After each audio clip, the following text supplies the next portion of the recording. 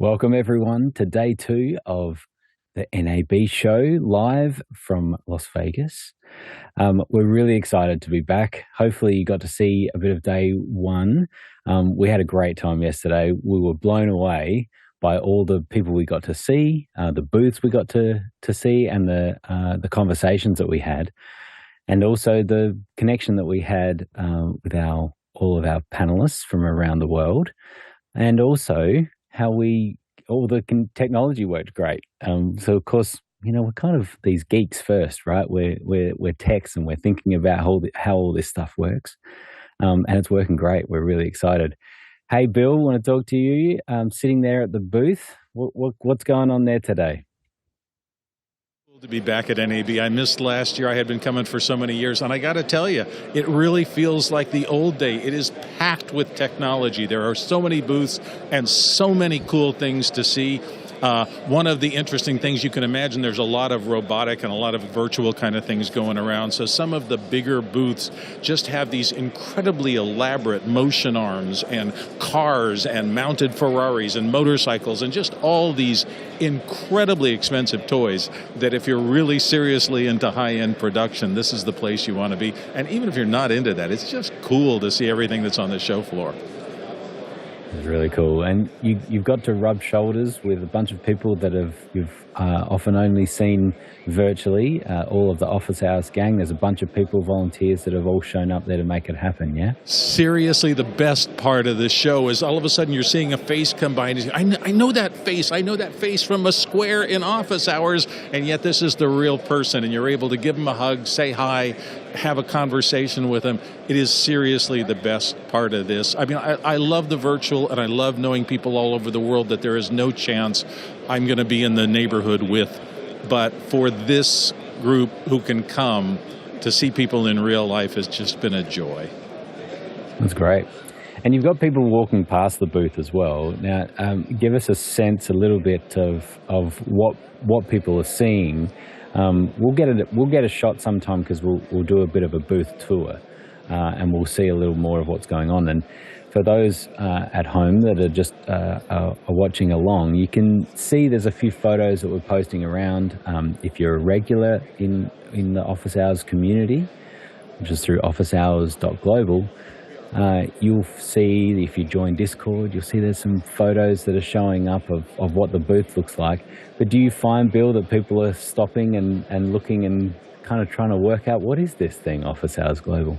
They absolutely are. And so many people have walked up. I was sitting here yesterday waiting to do one of the live hits, and a guy sits down next to me, and I go, I was thinking, are you our next guest? I didn't know anybody was coming in. No, it was just somebody who was walking by on the show floor, saw the huge screen, the Zoom connection, and kind of decided to sit down and see if maybe, I don't know, he could call his mom or something. I just don't know. It's just the random nature of having 100,000 people around you and seeing this big screen and what we're doing, and it engages people.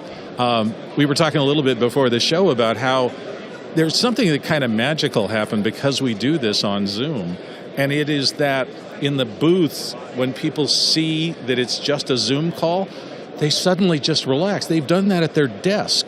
They understand exactly how that works, so there's not a big lift to get people to buy into what we're trying to do because it's part of their lives. This is what they do. That's great. And that's a great little intro to thank Zoom, who are our connection partner. They're making it all sort of work for us in lots of ways. So we want you to go to officehours.global/Zoom, and that's how you can sign up for an interest form, particularly from NAB. And so we want people to sign up through there. And that shows how many people we've had that are interested in what's going on with Zoom. But we thank them for sponsoring us, for making it happen. But also they've had huge announcements that came out today. So version 6 of the Zoom client is up and racing. There's a bunch of new cool little features. And then there's Zoom ISO has a big new feature release as well. It's a big one. There's a bunch there. But go and check it out. You'll see all the different updates through that link. officehours.global/Zoom is where you can find out more about that. So I also want to just reference everyone that's watching. This is live. You're watching on YouTube, but we're only 20, you're probably 20 seconds behind what's actually just happening. And so what we want is to really make sure that you're asking questions, making comments in the Makana chat, and we're going to keep track of that. And it's my commitment to you that this show, what we're doing right now, and the reason we're doing it live is for you. We could have just pre-recorded a whole bunch of stuff, edited it together, and that would have been it. But the purpose of why we're doing it live is so that you, sitting no matter where you are around the world, can ask a question of the vendors or of our panelists or whatever it is. You might have a question that we can go try to find an answer for you. So we are serving you, and so it's really important that you feel like you're connected. I can see Eric in the chat and Dave.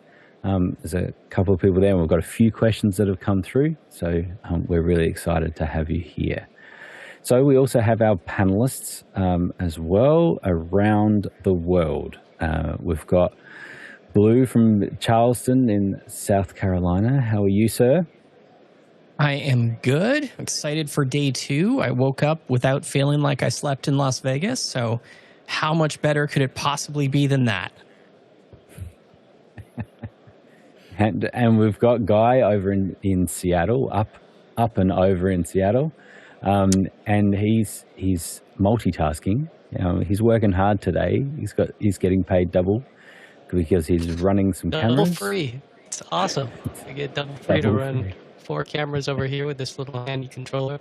And don't forget that you can ask questions at asknab.live, and those will help you get them voted up, and we can put them in front of the vendors. And Alex is out there with the VizLink dominating the field. I could see him standing by waiting to take this hit, and I'm excited for him because that's really the joy of this is we're mobile. We're kind of shaky cam walking around. We're not perfect. We don't have an easy rig. It'll be a little shaky, but that's the real part of this. That's what I like about this is we're stable when we're on Bill and on us around the world, but then we go to Alex and it's like, whoa, all right, it's chaos. So I'm ready for some chaos. Well, do you know what? It's been really stable, considering that massive rig that they've been able to piece together. It's very impressive what we can do when they're walking around wirelessly. So pretty excited about that. Courtney down in Hollywood, how are you, sir? You're excited to be back day 2? Good morning, Grant. You have the advantage on us because you're on Tuesday and we're all still stuck here on Monday. So it's nice and sunny here, but it's the middle of the night tomorrow where you are, Grant. Yeah. Now we spoke yesterday, Courtney, about how you have exhibited. Back when I was in diapers, you were exhibiting at NAB, and you, particularly your something that would be of interest to you. I think the first vendor that we're going to look at is the prompter people, as right in the alley of where you were have exhibited some of those things, right back in the day. I sometimes call myself a prompter person, but not associated with the company prompter people. Yes. Right. Yes, because my first exhibit there was as CompuPrompt in our booth, which was computer-based teleprompter. So I'd feel right at home in their booth. There you go. That was a computer with punch cards, was it? That you're putting all the script in with punch cards? No, it was one of those plug-in pin boards, where you had to wire it. Very good. And replace the tubes every now and then, That's great. Well, Courtney is going to be asking questions on behalf of people that have asked questions at asknab.live. You can post your questions there, so please do. We're really excited about having your involvement as you're listening. I'm going to quickly go through and then we're going to get straight down to Alex. But we've got Robert Green in LA as well. How are you, sir? Doing well. Looking forward to a full day of the tour of the NAB floor. See what you guys will find in recording and playback devices, media storage, and everything that is innovated and going forward from here. That's great. Across the ditch from me in Wellington, New Zealand, is Adrian. Hey, sir. Kia ora, Grant, and good morning, everybody in the rest of the world. It's ready for day 2 and wandering around NAB like we were actually there. There you go. And then lastly, but first, and as it wasn't on yesterday, is Lucas from Germany. How are you, Lucas? You hearing us okay? Yeah, great. Thank you. It's a pleasure to be walking NAB without sore feet. I really look forward to that. Very good. All right, Alex, are you hearing us? We're excited. I can hear you great. This is amazing. We love it because we geek out every time this works nicely, and so we're happy that you're there. It's great. Now, I'm a little ways into the central hall here, and we are at Prompter People. And Prompter People, this is the prompters that I've used for the last probably 15 years. I don't know, I probably bought 10 or 15 of them at different sizes, from small ones to big ones. And we have Kyle Belford here, and Kyle is going to walk you through the Prompter People and what all these prompters do and why each one of them is a little bit different. Love it. So, first off, we do have something that would actually work out perfect for something like this, where you're using a 7-inch widescreen 4K monitor, and it can be completely run off batteries. And you could take this down to an iPad mini, a smartphone. It's a fully modular system. And then we're working on rail mounts that would actually work perfect for what you guys are doing here. We do have our regular teleprompters, which are more studio models, and then we do have pneumatic pedestals. So if you have one operator and it's a pain to be moving a giant rig up and down, but one person is able to move the system up and down with these pneumatic pedestals. We just wanted to make them affordable, so it's the only one on the market that's $4,280 right now, and it's capable of holding 55 pounds. All of our systems are modular, so you could go from this studio model to a tablet model without having to buy a whole new teleprompter. You just buy the cradle and the glass, and you just swap it right out. And then you can add a talent monitor on. Our monitors are all battery operable. We are going for affordability, reliability. All of our glass is U.S. optical quality glass. All of our products are designed in America, assembled in America, supported in America, and then we offer live video phone support.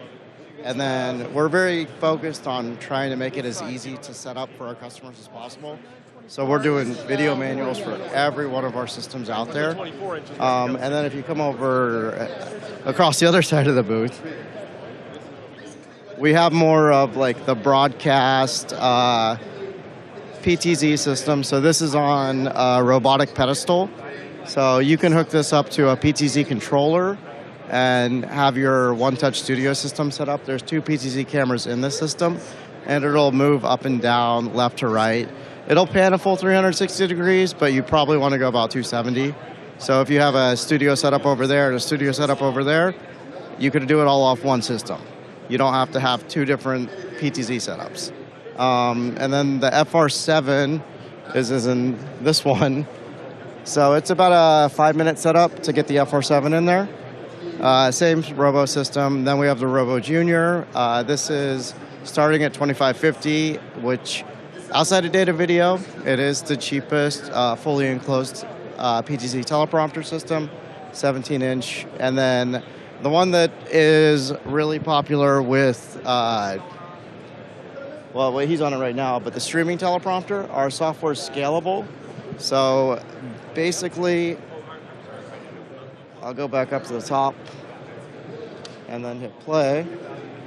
You can scale the prompting software in, and then you can actually see yourself on camera while the prompting software is going.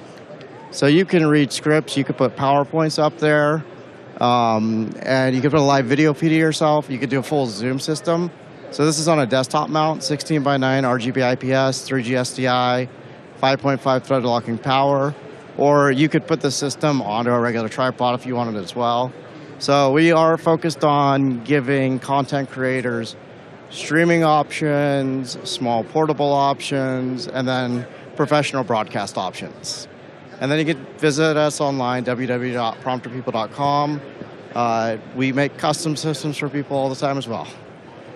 We are Prompter People. So. That's amazing. I don't know Alex, you can hear me okay?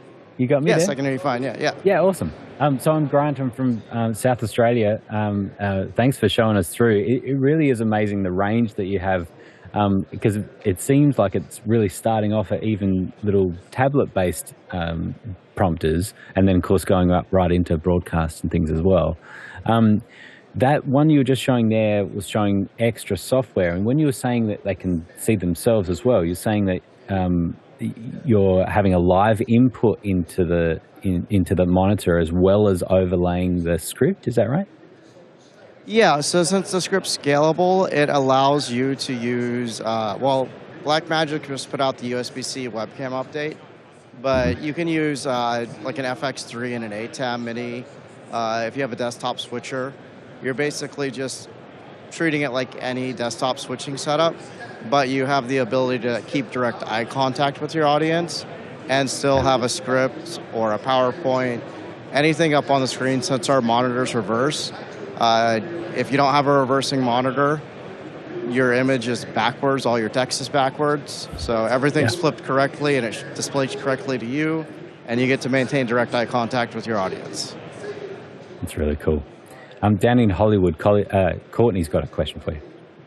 Yeah, a couple of questions. I see all your prompters are 16 by 9, so it gives you a little more area to deal with, and your glass is accommodating that same thing. What is it, 70-30 glass as far as transmission and reflection? And what is the brightness of most of your monitors?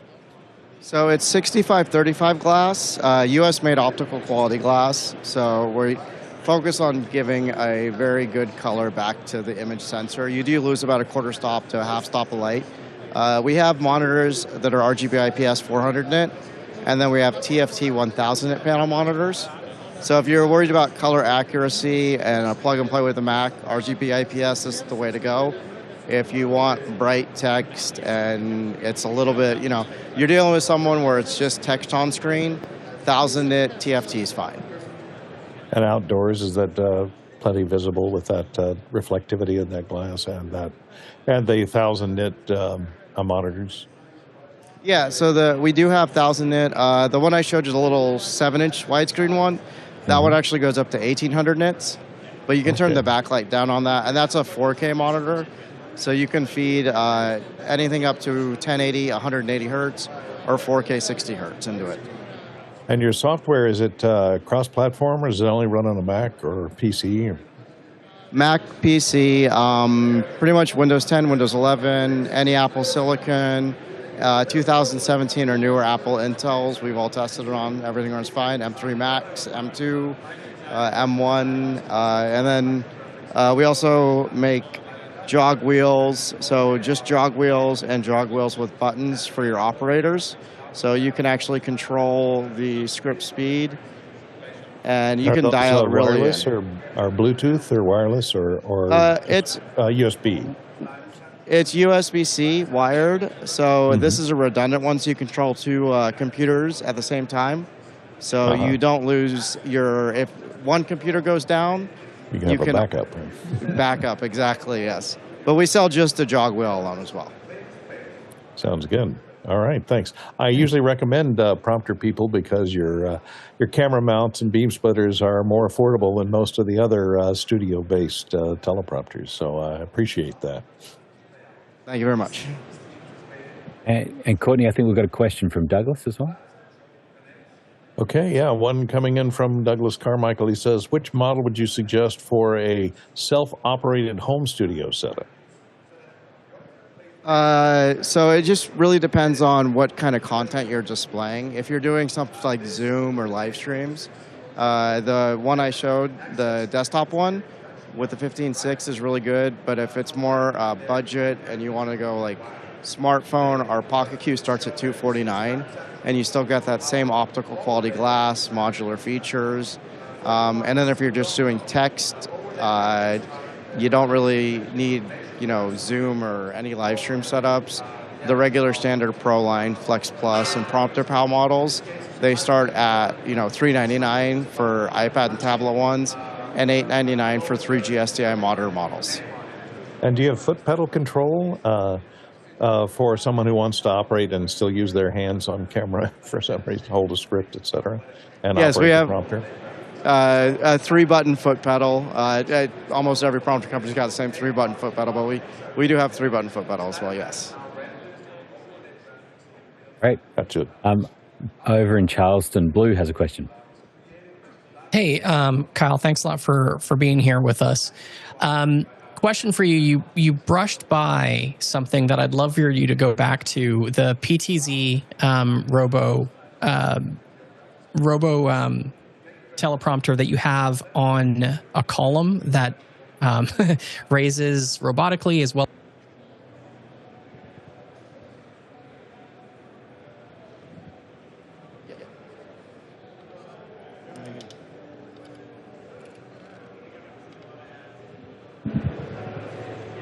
So we're developing this. This will be out in about 3 months. So let me go to, it's got to load the remote in. So it has Visca IP controls, and it does actually raise and lower all on its own basically, or you could send it back to your studio where you have your PTZ cameras, or your PTZ controller for your cameras. You can mount 2 PTZs in here, or one large FR7 or AWE or Canon CN300. It's one of the larger PTZs. Basically, you can mount it alone, or you can mount 2 smaller PTZs side by side. And it's more positional for one-touch studios right now. It's eventually going to be a 2-axis system, what will work with, your standard through-the-lens teleprompters, like the Flex Plus, ProLine Plus, all those ones. So we have an FR7 that we put inside of our RoboPrompter, and one of the things that I find, of course, is it's great. I can pan and tilt or pan back and forth a good amount because of how big the glass is, but it does get to a point where all of a sudden I see the inside.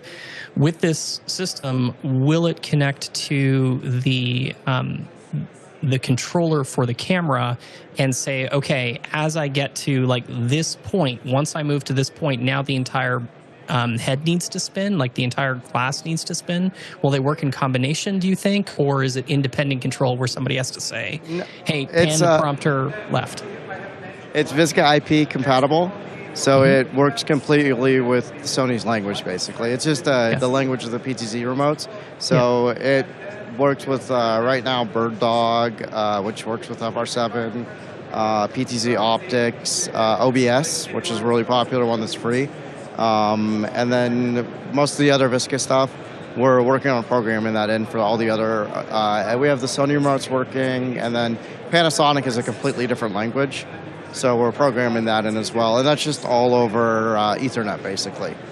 So you just plug in Ethernet, and you can run 100, 200 feet back to your studio and control it, across the world if you wanted to, or 200 feet away. Awesome. Thanks, Kyle.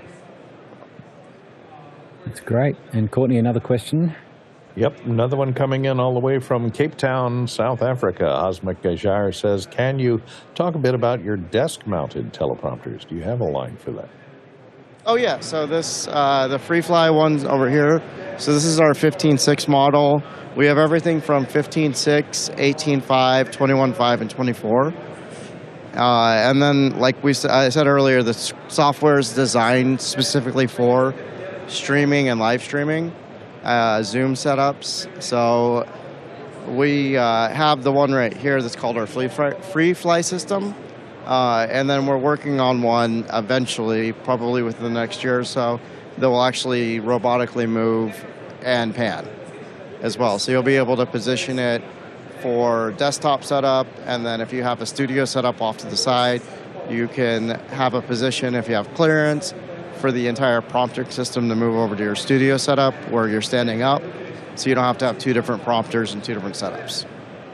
A lot of us here on office hours use teleprompters for an Interatron type setup so we can have eye contact, and we have our fellow attendees here in office hours up on the glass because we're all unscripted most of the time. And it works great. Yeah, it works perfect with Zoom. Like I said, the monitors are auto-reversing, so you see everyone how they're supposed to be. So if anyone has a desktop display text on screen, or if they're sharing their desktop, you'll see their text accurately. It won't be flipped. So everything that you would see on Zoom on your phone or your tablet the same exact thing on the glass. You're going to see it just fine. And you'll be able to use higher-end FX6s, FX3s, any Blackmagic cameras. You get basically a lot nicer and professional look using a desktop system in a teleprompter and still maintain direct eye contact with your audience. That's great. Kyle, thank you so much for showing us through the booth. It's awesome. You've seen that there's a few of us from all around the world, and we're able to hang out in your booth for a little bit. We're often promoting your products through office hours because we love it, and we have seen a big shift, I think, since COVID, of people not just wanting to read scripts, but actually just want to be able to see people, that they're talking to, and so we love that your products go the full gamut. So thanks, Kyle. Appreciate it. Thank you all for having me very much, and I love office hours. Big fan. Nice. That's great. Sweet. Back so to we're going to go Grant. back to, yeah. Thank you, Alex. We're going to go back to back to the booth, and at the booth, we've got a little table set up there, and we're going to start talking about Looper, and we've got the founder, Alex Williams. How are you, sir? I'm well, thanks. How are you? I'm good. Oh, look at that. I didn't know what accent I was going to expect. I'm coming to you from South Australia. Nice to meet you. And nice to meet you. So tell us a little bit about what problems Looper is solving for the industry. Yeah, so we are a live collaboration platform predominantly for post-production, so editors, sound designers, motion graphics artists, visual effects artists. And the idea is that, in the last decade or so, we've seen a lot of asynchronous review and approve tools for post-production sessions and client reviews and so on. And I came up through the ranks as an editor for nearly 12 or 13 years in features and in commercials, and always worked in person with directors and producers, and found that with review and approve tools online and doing stuff asynchronously, that was great and it's really useful, but it doesn't replace being in person with people. And with that being harder and harder to do, what I really craved was the ability to collaborate as if I was in person with a director or a producer or clients, but to do that online and remotely. So we are, in 3 words, we are Zoom for editors or for post-production professionals, and the platform is all geared towards live synchronous collaboration. Being able to stream out of your NLE like Premiere Pro or Avid or Final Cut Pro, After Effects, and we have a few ways of doing that. So that's it in a nutshell, yeah. That's great. And so one of the things that we noticed, office hours really started out of COVID, right? 4 years ago, we really started collaborating with people all around the world. What we have noticed is that it sort of pushed kind of the world 5 years into the future of doing more online collaboration, doing more meetings, less phone calls and more video calls and things like that. So did you find, because you had started before COVID, obviously, did you find that COVID was kind of a push further and then people were even more open to doing this kind of online? Completely, yeah. It's interesting, right? You have this section of the industry that had always worked in person, at least where I come from in post-production editorial. People that always worked in person, and doing it remotely was kind of unheard of. And almost overnight that changed, and the tools had to catch up alongside it. It's definitely accelerated that. I think like it has accelerated a lot of other tools and technologies within this space. And then what's interesting is now, we've been going for 2 or 3 years, that there is a larger shift now of people entering the industry, the younger generation who actually never had that experience, never actually collaborated in person or went, and ordered sushi 5 days a week and, drank coffee in an edit suite all day, and have only ever done stuff asynchronously. So it's sort of this dual thing of bringing over people who you used to do that stuff in person, now being able to do it online, and then people who've only ever done it online but asynchronously, now being able to do it synchronously. I think my hypothesis, at least, is that we're not trying to be a replacement for asynchronous collaboration, but rather, a complementary product. And my hypothesis is that over the next 5-6 years is completely where it'll shift to. It'll be all either synchronous or asynchronous, depending on the workflow and time zones. It's amazing. Yeah, the people working from home on both sides of that and having arguably a even better experience than if they were in person. Sometimes that's what we find. People have these great screens in front of them. They can sit in the center of the screen, and they're not trying to share that screen with someone else or whatever. Now, obviously, you said about Zoom, and we're using Zoom to great effect. But you must have found that there were just things that you really wanted to focus in on feature-wise that some of those other video collaboration tools didn't offer. And I can imagine frame rate is super important, and so is resolution, right? Yeah, absolutely. So on the one hand, at the very core of it, you have frame rate, quality of the connection and the stream, video bit rate, and preserving that, and doing sort of pass-through video stuff as well as audio handling, and being able to present that in a way that doesn't suffer from server-side compression or anything like that. So whilst keeping bandwidth requirements pretty low, and it's a remote tool for client collaboration sessions, so you've got to be mindful of that, and people are often on Wi-Fi, but really making sure that we weren't doing anything detrimental, and otherwise why use us and not Zoom or Google Meet? So at the core, yes, there is that quality of the connection and the stream and frame rate that's a big focus for us. And then extending beyond that, we've done a lot on the actual web app and the interface, and particularly for companies who are managing multiple sessions and multiple users and multiple clients, and having this sort of one place where you can manage all of those things. Whether you're a freelancer, which is a big part of our market, is freelancer. We've got a freemium product, right up to enterprise tier customers. Yeah, that's great. So keeping in the monarchy, just going across to Wellington in New Zealand, Adrian's got a question.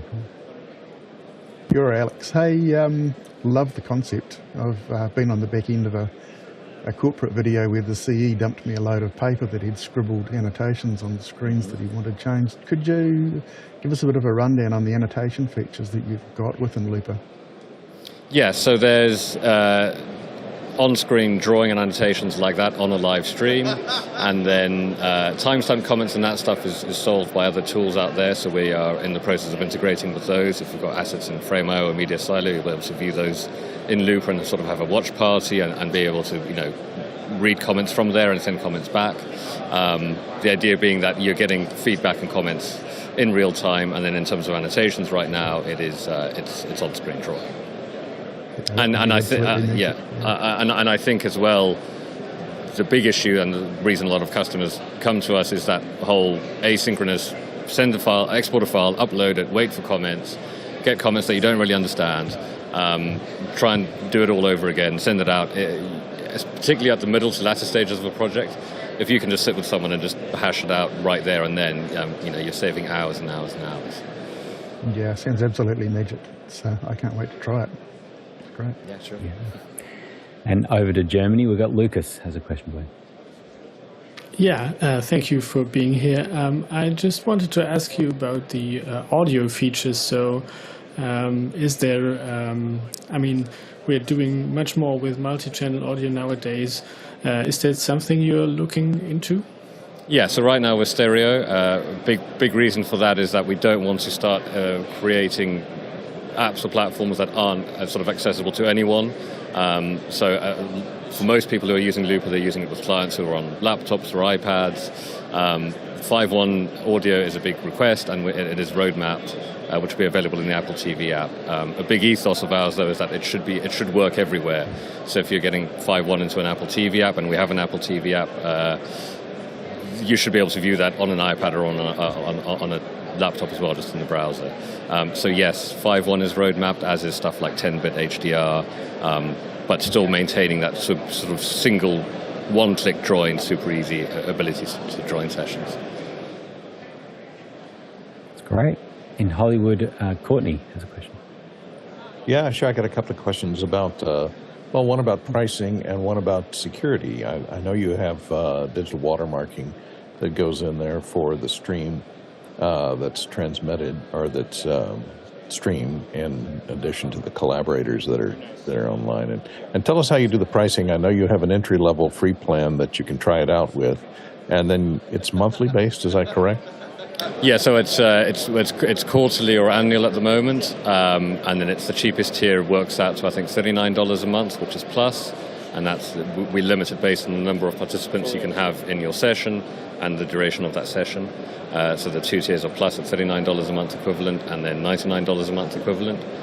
Quarterly or annual, there's a significant discount for annual, and then beyond that you have the studio tier, which is where we get into sort of company-based pricing and enterprise. Yeah. And do you have to for your streamed media? Do you have to upload it in its entirety, or can one person like live stream it out of an Avid who is one of the participants and control it that way? So there's no control on the remote side, but the idea is that you can do it both ways. So the thing we built first was the live streaming, from an NLE, and that's still the majority use case. And the other one is being able to upload a video file to your Looper account and then pull that into a room and then have shared playback control of that video file. So any of the participants then can playback or stop or reposition to a different place to bookmark or something and say, look at this point at 23 minutes and 12 seconds. Exactly, yeah. You can do that. And the security is maintained with access, password sign-in, I assume, for the participants and watermarking. Are each of the participants watermarked in their feed, or is it just from just for the session? Yeah, so there's a few ways of doing it. We allow access to be granted. You can either make your room public, meaning anyone with a link can join. You have stuff like lobby, so you need the link and then be admitted by the host to join. You can lock it down to passphrase, protected rooms. You can lock it down further to having only registered people who you explicitly give permission to are able and need to be signed in order to access that room. So it's pretty flexible in terms of access permissions. And then watermarking is a client-side, player-side watermark, which if the user is signed in, we get their name and email address and display that, as well as IP address and timestamp information. And then in terms of, so that's a client-side watermark, but then an actual source-side watermark you can add directly onto your stream as well, or directly onto a video layer in your NLE, which means it will be burnt in. So is there a hidden watermark or a steganography watermark, or is it just on screen? Just on screen. Okay. Courtney, I think we've got a couple of questions there. Yeah, we got one from Roscoe Jones coming in from Madison, Indiana, and he wants to know, can I send more than one stream at the same time? Yeah, it's a great question. You can. On the studio tier, you're allowed to send up to 4 streams into a room at the same time. You used to be able to view them all at the same time, and we found that everyone was sort of using our product for post-production, and that wasn't really needed. We do have some customers using it for production and sending out camera feeds to remote stakeholders. So, you can send multiple feeds. You can only view one feed at a time. We find that used predominantly sort of in visual effects reviews.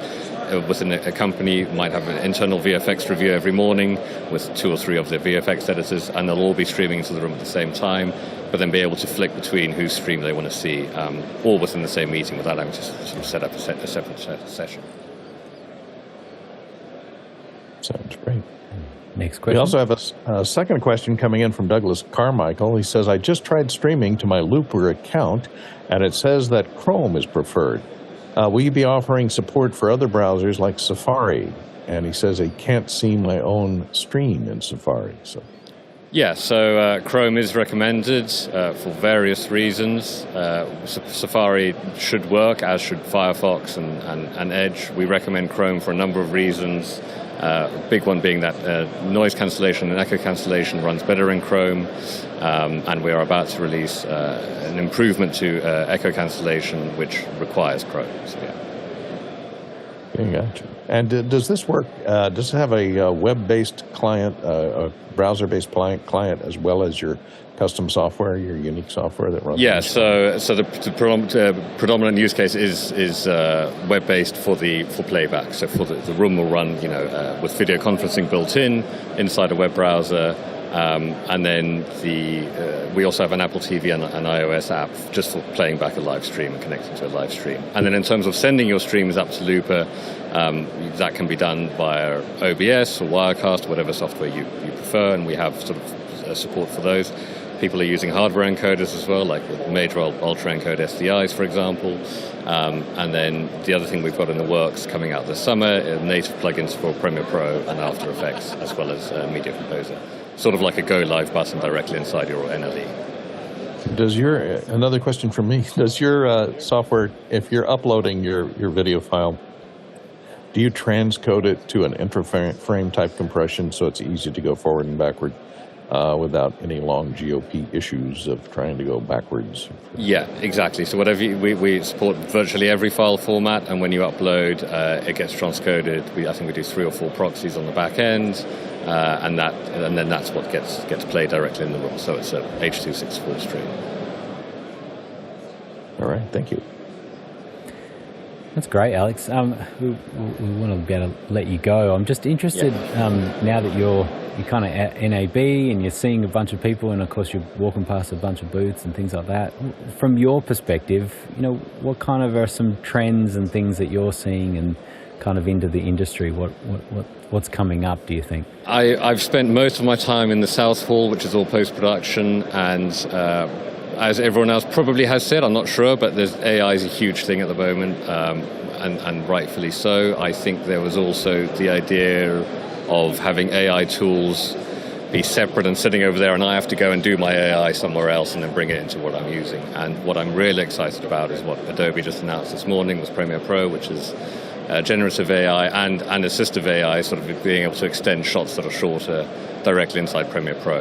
I think that sort of stuff is really, really cool, where you can integrate AI into tools that people are already using. There have been some products in recent years that have raised a lot of capital who went AI first and then tried to build a video editor on top of it, which I think is maybe not a great idea, particularly when you've got Adobe staring at you.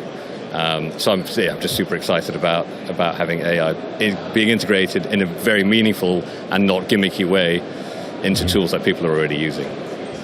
Yeah, so I was going to say, taking the word, the term AI and not making it just a buzzword or a gimmick, but actually, how's it going to help me in my day-to-day? And yeah, it is a huge... Yeah, totally. Like that stuff in Premiere Pro where you can just sort of select an object and it'll remove it, extend a shot that's too short. I've so many times I've worked in commercials where I want to hang on a reaction shot for just 1 or 2 extra seconds and you can't, and now you can. It's magic. Yeah, that in Photoshop, they've been playing around with that for a year or so, and it's been fun. Why can't we just make that 24 frames a second? Exactly. Just pretty amazing. Yeah. Totally. Well, congratulations on the product, Alex. It's really cool, and thanks for hanging out with us for a little bit and telling us more about it. And enjoy the show. Cool. Thanks a lot for having me. All right, so we're going back into the field again. I think we've got Jason standing by. Hey, Jason. Hey, Grant. How are you? Good. Where are you at? So let's see what we've got. So here's Joe DeJulius with Core SWX, and I'm going to introduce him to the panel. There you go. Hi, everybody. I'm Joe with Core, and we are a battery manufacturing company.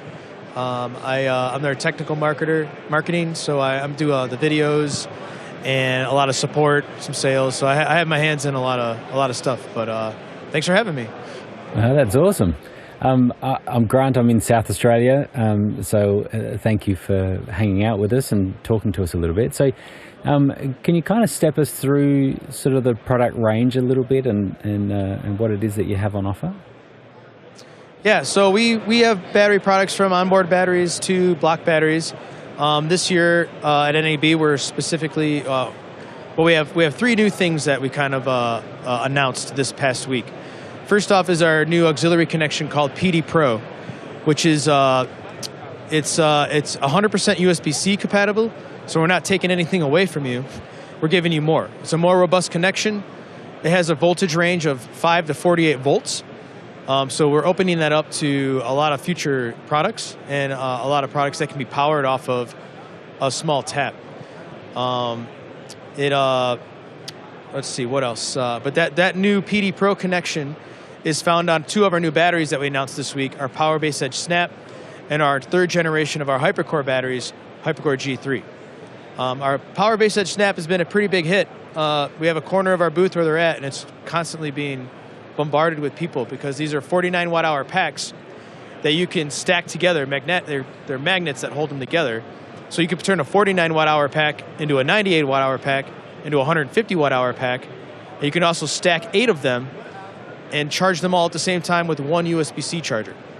So these little guys have 2 PD Pros, 2 P-taps on them, and you can put them all over set and power monitors, receivers, transmitters. You can put them on the rig of your camera. If you have an Alexa 35 and it's a little power hungry, you can put one of these guys, these little dudes are only 0.8 pounds, and run your Light Ranger. You can run your MDR. You can run your transmitter off of it.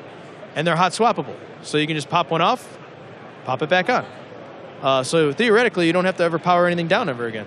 And we have a mount plate for it. And so that's what's been it's been the buzz around Core here today and yesterday. Super cool. Over in Charleston, we've got Blue wants to ask a question. Okay, so when I saw Joe and the Core group, I thought to myself, well, batteries, this isn't going to be fun at all.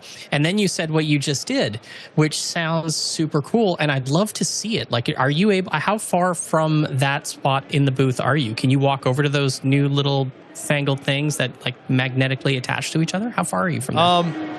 Yeah, we had to move over here so I could hear you. I'm going to go get one for you. Yeah, okay, cool. There you go, yeah, Jason. if you can get... Making himself useful. But, love that. That's awesome. Like you just said, I've done videos I've done 2 videos on each of these products, and we put them online, and it's hard to convey, and people throw the word game changer around and stuff like that. It's hard to convey it if you don't see it, and I've had multiple people we're here on Sunday. You could see the wheels turning in their head, mind blown.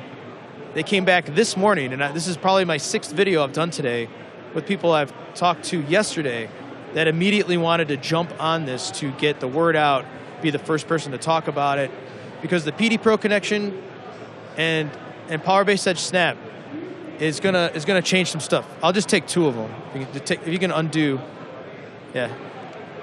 So as you can see, this is a 49 watt-hour pack. It's 0.8 pounds, and then a P-tap on each side. Wrap around LEDs. There you go. There's a 98 watt-hour pack. If I want to put a 3rd one on, 147 watt-hour pack. If this one dies, I pull it off. Go grab another one. Put it on there. Nothing has to power down. If I want to charge all these, I just stack them up. Sorry, I forgot I need a microphone for you to hear me. If I want to charge these up, just stack them up. Plug in one USB-C charger into here. It'll charge all these batteries all at the same time. So now, if you're a steady... Sorry, go ahead. Keep going, Joe. Keep going. I'm going to say, I've talked to many Steadicam operators the past 2 days, gimbal operators, car mounts. If you're in the back window of a car and you need to power up your FX30, this thing is tiny. We have an FX30 in the booth. The thing, the battery is smaller than the camera, and it just looks cool too. It's just tiny. So these things are going to be all over set. And I'm not just saying that because I've had people come to the booth and be like, all right, now that, and like you just said 5 minutes ago, like, oh, it's batteries. No, but this is different.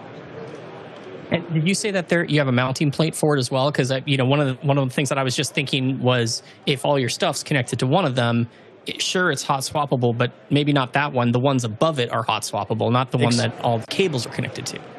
Exactly. So my thinking is you have one as a hub, right?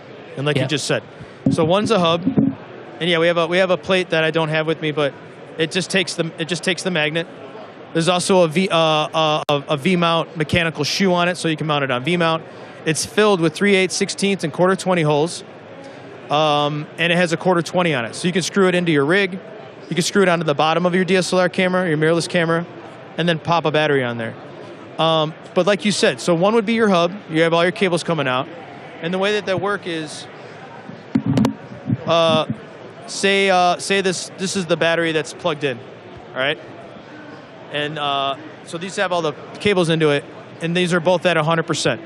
It'll draw power from both of them equally, and then at about 30%, this is me on set as an AC. I would pop off the one, go grab one that's 100%, pop that on, and then thank you. And then this one's 100%. This one's 30%, right? This one's going to get drained first, all the way down to 30%, and then it'll start draining both of them, right? So I would just keep an eye on our wraparound LEDs that stay on, and when it's up to you. Like if around 2 bars or 1 bar, that's when I'm always popping one off and popping one on, and then you just have a stack of them charging all the time, and you just pop them off, pop them on. Take a brand new. Because they stack, they can also like basically one plug to charge as many as you can stack. I assume there's a limit at some point. Yeah, you can charge up to 8. Okay, cool. So like I said, are they out now? What's the price on them? All right, I'm gonna blow your mind again. This battery is $195. The plate that we're mounting it with is $40, $39. The cables are PD Pro cables, which I wish I had, but those cables, I know a lot of people are like, that's where people get you. Their cables are going to be $200 cables. The most expensive cable we have right now, $50 cable. We have PD Pro to USB-C. We're in the battery business. We want to sell you batteries. We want you to use our batteries. So the cables, we want you to use this. This is going to be incorporated. Remember this video. A couple years from now, this PD Pro is going to be everywhere, and these batteries are going to be everywhere. They're going to be like candy. Awesome. And availability? Sorry. Oh, sorry. Yeah. These will start shipping in June. Sorry. Awesome. Thanks, Joe. That's great. Courtney, we've got a couple of questions that have come in. You got them there? Sure. Okay. I had a question myself. Maybe I'll just jump ahead of these other questions because I wanted to know what chemistry your batteries are using, and if the power is passed through the magnetic connections, or is there pogo pins or some other means of connecting the current to the stacked batteries and then through your connection plate. Yeah, so they're lithium-ion batteries, and as you can see, they're recessed. That's where the power is being pushed through. They're just recessed little taps there, and when they get they can only go on one way. You can't mess it up. Like I can't put it on that way. So there's diodes. So the male side, which is on the battery on your right, is not. You can't short out those two connectors by any chance if you throw it onto a piece of metal or something. No. They're diode isolated. So the current can only flow one way. And the other question is, how much current do your chargers deliver? Well, you can use USB-C chargers, so these can take up to 100 watt USB-C charger. 100 watt. We sell USB-C charger. We sell these are 49 watt hours each, so about an hour. Okay, great. And we've got a couple of another question coming in from Grant's area down in Adelaide from Steve Rowley, and he says, knowing that your batteries could be used for so many things, is there any remote monitoring for battery life so that you can see all your battery levels in one app, like a Bluetooth connection, I guess? You can't see the battery's levels. That's why we have. Well, we try to. We have these wraparound LEDs that can be seen from different angles, and when you're drawing power from them, they will light up. If you want to turn them off, you can as well. We will be coming out with an app this summer called Voltbridge ID that all of our new batteries coming out will be equipped with, where you can just scan your it's not going to tell you what the battery's at while you're using it, but you can scan the battery with your phone. It'll give you all your battery's vitals, tell you how healthy the battery is, how many cycles. You can change the LEDs, you can ASSAT tag the batteries, and you can password protect it. So, but remote power stuff, I don't know everything. We might, maybe it'll have something like that, because I just learned about these about a month ago, and that's when I was like, oh man, so we might, I don't know. Who knows? And is there a physical lock that besides the magnets? I imagine the magnets are pretty strong to hold those together that way. Yeah, they're strong. They're strong. We have a YouTube video on where I'm shaking them around, and I've been told it's 9 pounds of strength on the magnets.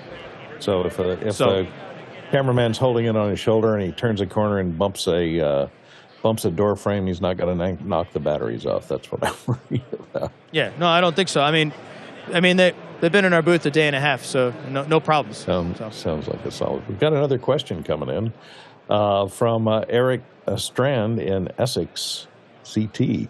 Do you see battery technology staying with lithium ion for the foreseeable future? Our new products this year have lithium ion, but wink, wink. I don't know. I can't really tell. I don't know. Products that are coming out like next year or anything like that. But I know some. I don't know. But right now, lithium ion, yeah. Right. And another question coming in from Dior Yearwood from Earth. Imagine that. He says, what's the charge time from zero, from flat battery to fully charged? This is a 49 watt hour pack. So if you use a 45 watt hour charger, about an hour, 45 into 49 kind of thing. If you use a 100 watt hour USB-C charger, that'll be a little quicker. The batteries have protection built into them, so you might put use a 100 watt charger, but flat. Yeah, right. Exactly. It's not gonna, and it's not gonna let you overcharge, charge it too fast. So. And can you charge it while using it? As in, can be drawing power and charging at the same time? I believe you can, but that's not, that degrades the cells as well. Mm-hmm. But I mean, you're going to have so many of them. Yeah. I don't know why. There's no reason to do that. Yeah, so. That makes sense. Yeah, but I understand. And it seems like the modular nature of it is quite carry-on aeroplane friendly. Oh yeah. Is that kind of a thing that and that they're not too upset? The TSA is not too upset if you have a bag full of these. I mean, theoretically and legally, you're allowed to carry on up to 98 or 100 watt hours. So 98 watt hours, I can carry on a Santa Claus bag full of 98 watt hours if I want, but I'm not going to. But these are only 49 watt hours, and so yeah, that's the idea.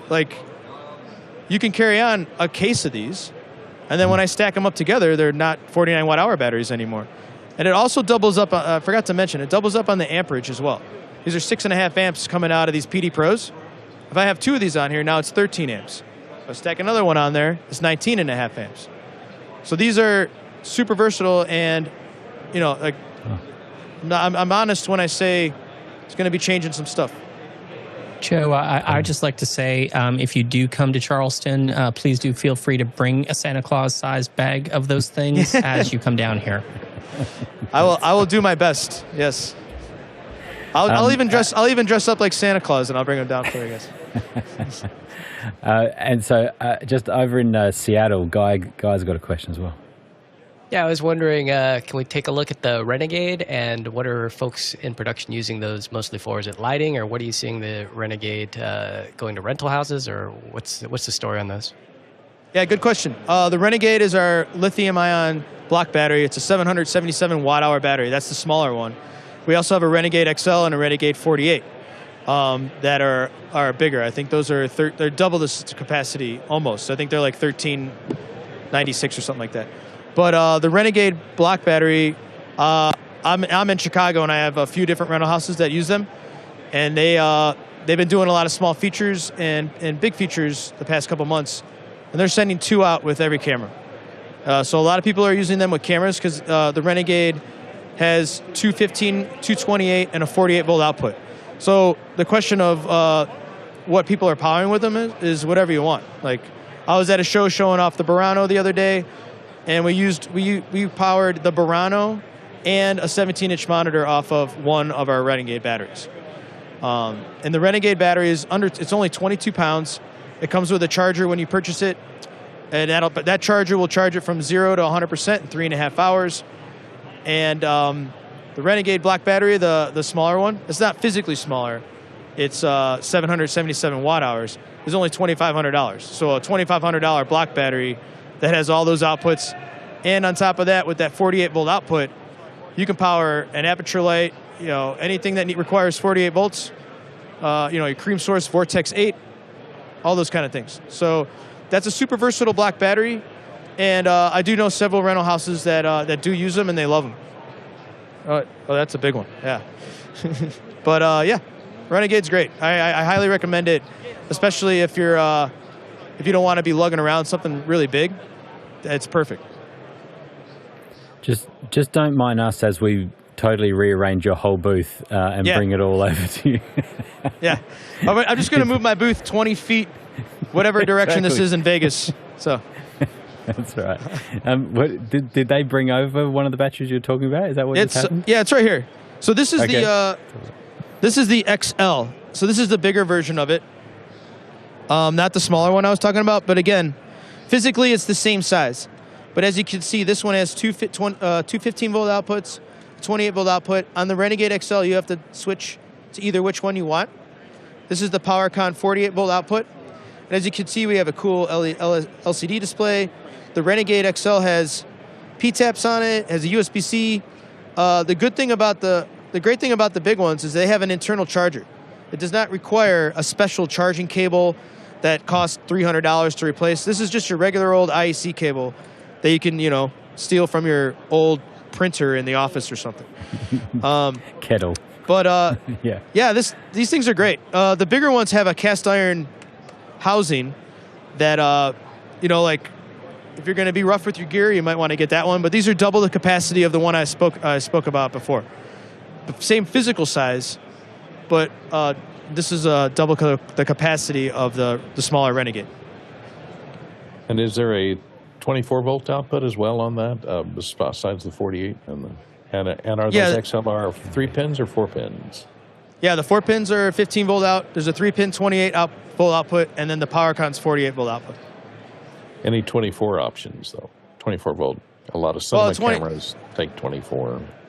Well, those typically have a range of like 22 to 30 something. So the 28 is the sweet spot. So yeah, they'll work on your 35s, your Venices, your Venice 2, all that stuff. Yeah, the Reds and all that stuff. Okay, great. The last question there, Courtney, just came in. Last one comes in from Robert Shoji here in Los Angeles. Says, any options for solar panel charging? No, we get that question sometimes. It's just you need a lot of sun, to do that. I've never got a good answer on that one because it's just.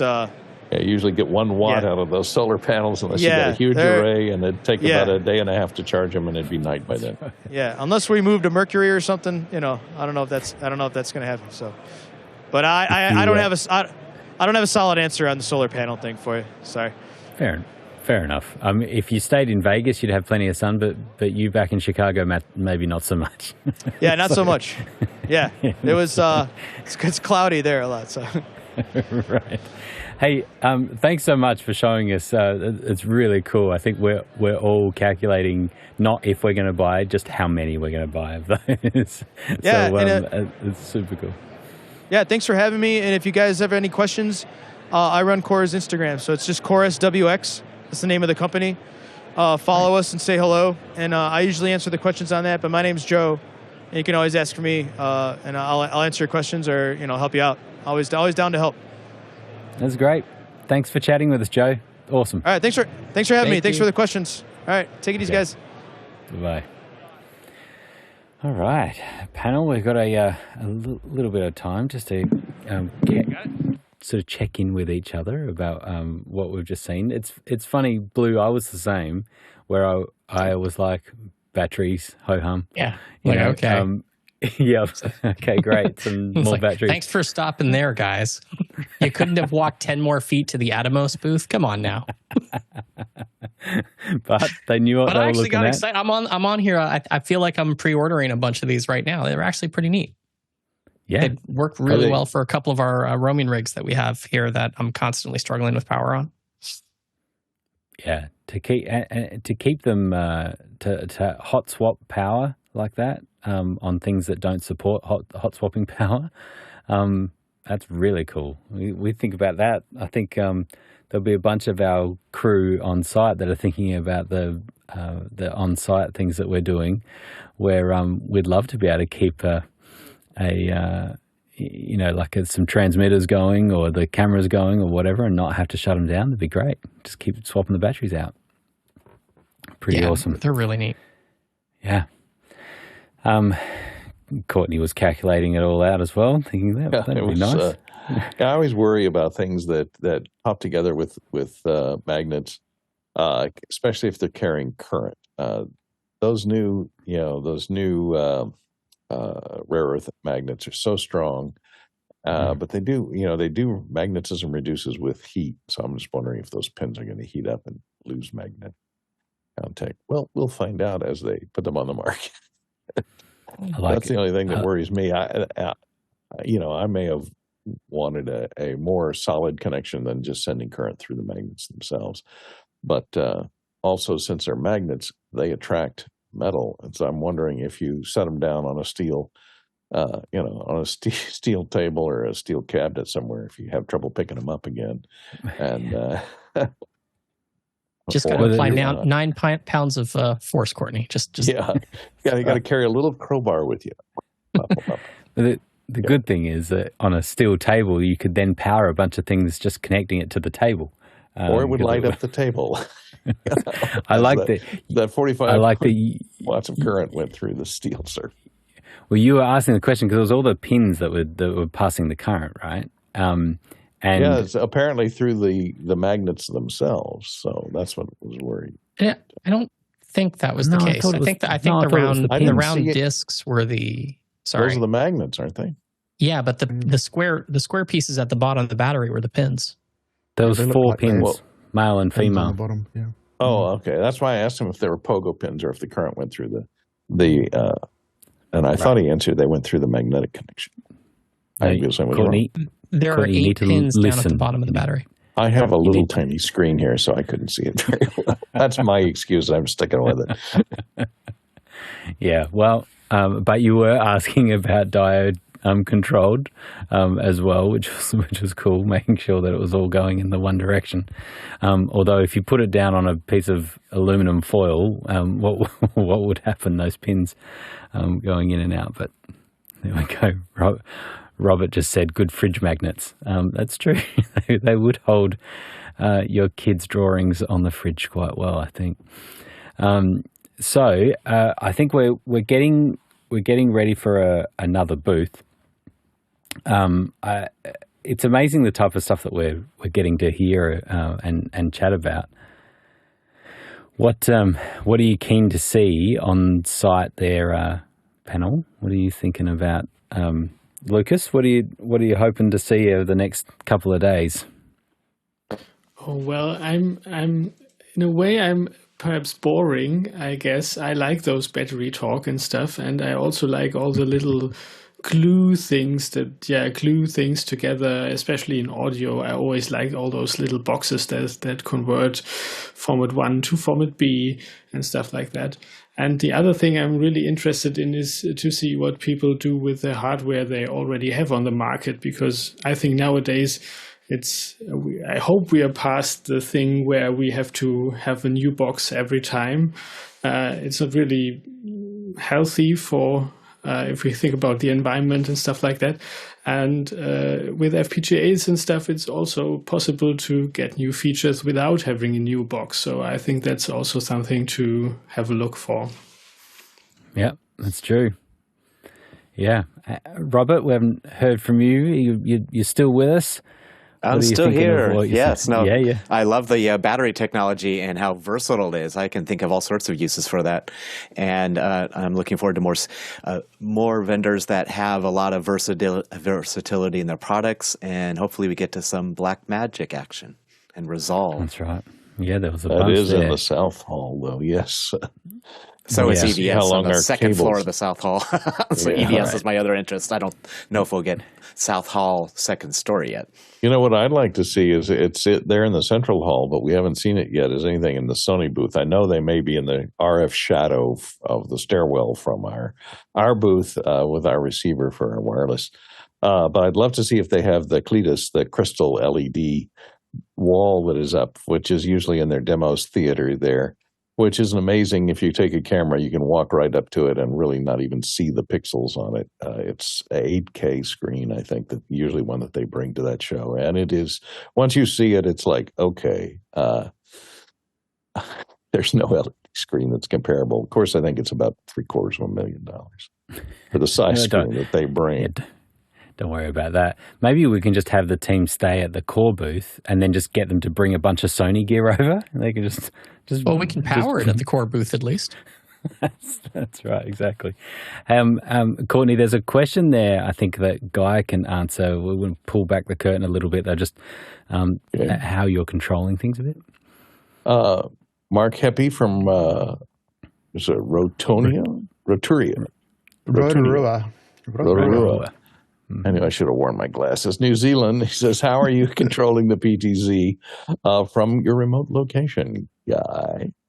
Yeah, so we have a hardware VPN. There's a PEP link in the booth, and then over here on my side, I have two different ways of connecting. The first one that I did was a Ubiquiti Dream Machine, and we're using something called OpenVPN, and I loaded that profile.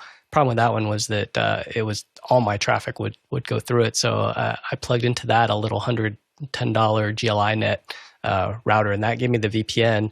And I have three ways of controlling the camera. One is this. This is the Sony IP500 Sony controller, and I could control the 4 cameras that we have on the floor with this, and I get the nice joystick, and I get the direct preset control, so I can tap one of these buttons and jump to a preset. The other way is the Sony web browser, which gives me even more ability because I have the thumbnails and the presets there, and it also gives me fine-tuning, shutter, gain, which actually those are on the controller as well. It also gives me touchscreen autofocus, which is really cool, and the ability to set those autofocuses if I want to do like face tracking, which is really cool to watch this little bounding box go around somebody's eye when you tell it to track on that. And then the third way is something that Jonas has invented called Remote B. So you can see here, like I have camera 4 selected here on the left, and these are just basically Stream Deck controls. And so if I hit 4 and then I hit the left, see that panning around. And now if I want to go to camera 2, hit 2, and if I want to zoom in on 2, and if I want to zoom out, I can press zoom out. If I want to go down, I can go down. So all that's controlled just in a standard web browser. We do have something called Cloudflare tunnels that's blocking this. So even if you went to this URL up here, you wouldn't be able to access it. It's a control. So go ahead, try it. Yeah, that's right. You're just saying that you're one step ahead of everyone that was looking at the address there. Yeah, but I could also, you can see that I can also one touch focus, or I can focus near or far. So if I focus far, you can see what happens there, and focus near. And that's on camera 3 right now. So now that I've messed everything up, I'll have to go back to where it should be autofocus. There we go. You can see if you can find us the Sony booth. Did you see that as you've swooped around? Oh, it would be the Sony booth. Let's see. Let's go to camera 4, and then let's go to the right. It's on the top of the booth. Should be. Yeah, it's probably behind. I think that's Adam's right there. Yeah, I think it's behind this right here. So now if we zoom in, yeah, it's behind that area over there. And then I could also go here. Let me just show you some playing around. I just want to thank Zoom again. Zoom is our connection partner, and making it all possible, getting us the bandwidth. And of course, we're using Zoom extensively, and we use it 24/7 with our after hours program. But they've got a bunch of new announcements, so you can go to officehours.global/Zoom. You can also use this QR code, but officehours.global/Zoom, and that's going to take you to a form that you can sign up to get some announcements. And there were some big announcements that came out today. Version 6 of Zoom Workplace, I think they've now called it. And we've also got some updates to Zoom ISO 2.2 is a big change there, a couple of improvements that we've been looking for a little while, and some announcements of a new thing called Tiles, and also the release of being able to play with Unreal Engine and the Zoom plugin in Unreal Engine, which they're doing at the booth, and I'm sure we'll get to see that at some point. We'll do a bit of a booth tour of our own booth that we have there at NAB, and we'll be able to see how it is that people have been seeing our faces on the screen there at the booth using Unreal Engine. So, and we're getting close to a new booth. We've got someone there now. Looks like we've got. Can I finish Bill, on one last part of Remote B? Yeah, go. Yeah, so in Remote B on the right side here, you'll see follow cam. So this is going to a multi-view of the camera that's selected. Now this is going to multi-view 1, and this is going to multi-view 2. So if I wanted to check and see where the remote camera is at, I can click on that, and then I can take that full screen.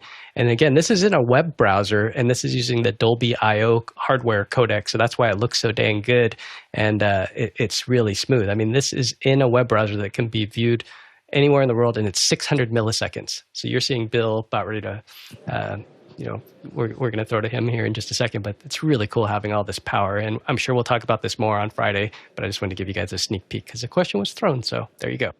That's nice. Thank you, Guy. And Bill is on site now, right at the Elation booth. You got us there, Bill?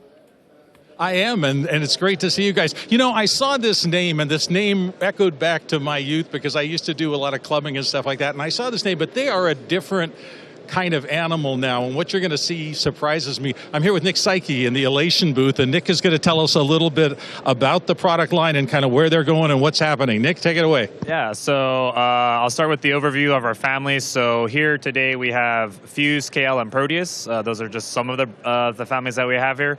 KL is going to be our additive static fixture, stands for key light. So we're using red, green, blue, mint, amber, variable CCT from 2400 to 8500 Kelvin. We're in the 90 CRI range throughout that, all of there, and then you get a plus minus green magenta control channel. Fuse is going to be our moving light family using that same RGB-MA system, but as you can see over there, like Fuse Teatro is a fanless moving light, profile, shutters, animation wheel, frost, all of those things. And then we have Fuse Wash 500, which is up there. Those have a DMX-controlled barn door. So for those studio applications where you need to have a movable special Fresnel that you can't get to, that's an option there. And then Proteus, as Bill was saying, right, we've come a long way. Proteus was the first mass-market IP65 permanently outdoor-rated moving light that we produced. That was Proteus Hybrid. That was 8 years ago. We've had really great success with Proteus Maximus. That's probably the one that you'll see the most out in the field. You put them on the bottom of a Condor, 50,000 lumens white light engine. Can be rained on, snowed on, dusted on, no problem there. For new technology, though, this is Proteus Odeon. So I'll kind of hit on kind of the key highlights. We have some NAB products of the year. Odeon is one of them. It has a true tone engine, so that is a variable fidelity engine from us. So you can go from 70 CRI to 93 CRI. And that's just controlled via DMX, so you can go anywhere in between there. If you turn at 80 CRI, you get 30,000 lumens. So really bright, really good fidelity. You also get shutters, 2 rotating gobo wheels, fixed gobo wheel, animation wheel, frosts, framing shutters, CMY color mixing, variable CTO. You know, really great feature set for a moving light that needs to go outside or inside, right? Less maintenance requirements there. I guess we'll go talk about Teatro next, if we can walk over here. So this is another one of our products that's available up for product of the year, Fuse Teatro. This is based, again, on our RGB mint amber system. So 15,000 lumens, but the really nice thing about the Teatro is that it's fully fanless. So you have the ability to have thermally stable output with no fan noise. The other thing is we've added a software feature called silent mode, so that will actually slow the fixture down for its movement, because we all know things that move still actually make noise. So that's a nice feature that'll help you out there when those applications where noise is of a concern. Any questions so far? Yeah, Nick, that's great. I'm Grant from South Australia, and it's awesome to see these new fixtures and what it is that you've got going there. What have you seen sort of in the last little while? We were talking to a couple of other lighting manufacturers, and we've just seen how there's been a big shift away from high power usage, a bunch of heat. In the last little while, it seems like we're really able to move to LED, technology and saving on power and heat. Is that sort of what's happened in the product range for you guys? Yes, in some of our products, we do have the ability to have lower power draw, but on the flip side, we do have fixtures that are 75,000 lumens. It's a 1200 watt LED engine. So there's always a trade-off, right? So yeah, LEDs are more efficient, but there's always a chase for bigger, brighter. And unfortunately, on some of our fixtures that is offered, we do use up more power. Odeon was that True Tone because we have two sets of LEDs in there. It's an 800 watt engine, so the whole unit takes up about 1200 watts total draw. LEDs still make heat, unfortunately. Just the heat goes out the back of the fixture, so you do have to worry about thermal management there with fans, heat sinks, all of that stuff. So yeah, LEDs are nice. They do draw less power, but on the flip side, because we want more output, they also can draw more power. I guess we're getting more light output for the same power usage now. That's the difference, right? And we're Correct. We're not switching out bulbs and things like that now. So, what about control protocol? I mean, obviously DMX is just the de facto standard, but ArtNet and then is there some other sort of? Do you have any of your own control protocols as well for like setup and configuration, things like that? Yeah, great question. So if we talk about just control surfaces, this is the NX2. So this is our mid-size 64 universes on board. We can do ArtNet or SACN. So those are basically just industry standard network protocols. We're going to hold to those just because that's how everything works for those of us that are on here that remember like AMX, CMX, and all these adapter boxes. The industry luckily has settled on DMX 512. So that's what we call kind of the last mile protocol. So that goes over 5-pin XLR. The problem is that you can only fit one universe in there, so we have to send network out. Manufacturers can do ArtNet or SACN. So over here on the other side of the console, this is our data distribution. So all we're doing is taking network in. We can do either flavor of control protocol, and then you get your XLR 5-pin outputs there as an option. I should mention, because we have data control output, if we walk around to the other side on this totem here, sorry, making them work for it. This is, again, another one of our nominated products. So, like I said, Elation has been known for IP65 outdoor rated moving lights, but the downside is you have to bag your data distribution. So these are IP66 rated and a network switch. Same form factor, just different insides.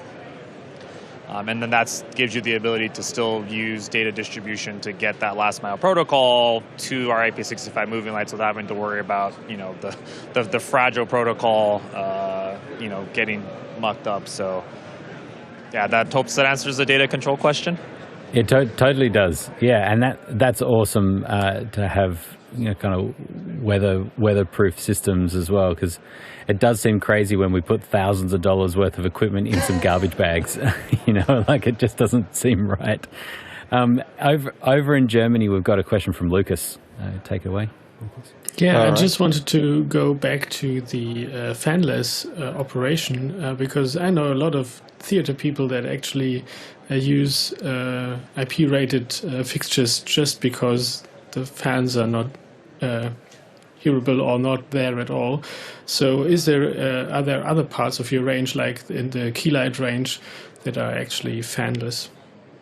Yeah, great question. So this is our only LED profile that is truly fanless. All of the other fixtures we've talked about do have fan modes, so we can do what we call studio mode, so a little bit less output, continuous fan. We can also go to mute mode, which turns the fan off. Depending on the fixture, that will limit the output a lot. And then you can also have DMX control, fan control over some of our other units. So we give you that option there. The only other fanless fixture that we have here with us today is actually behind you on the floor there. That is called the KL Psych. So it's a traditional style psych light in an LED form factor. You notice it's very low profile, and then that one is also fully fanless as well. Again, we were talking about earlier, thermal management is hard. Teatro is a little bit larger on the back end just because that heat sink is there to help manage all of that heat energy coming off the LED engine. So it's why you don't see a lot of fully fanless fixtures from manufacturers, because it is hard to do. Yeah, Thank you. Down in Hollywood, Courtney has got a question. Yeah, I was wanting to thank you for the fanless version, because having to deal with setups that have 30, 40 moving lights, up and above the stage, and trying to record dialogue at the same time, it can be quite problematic. You mentioned the panel, the KL panel XL, is that a fanless unit as well, or?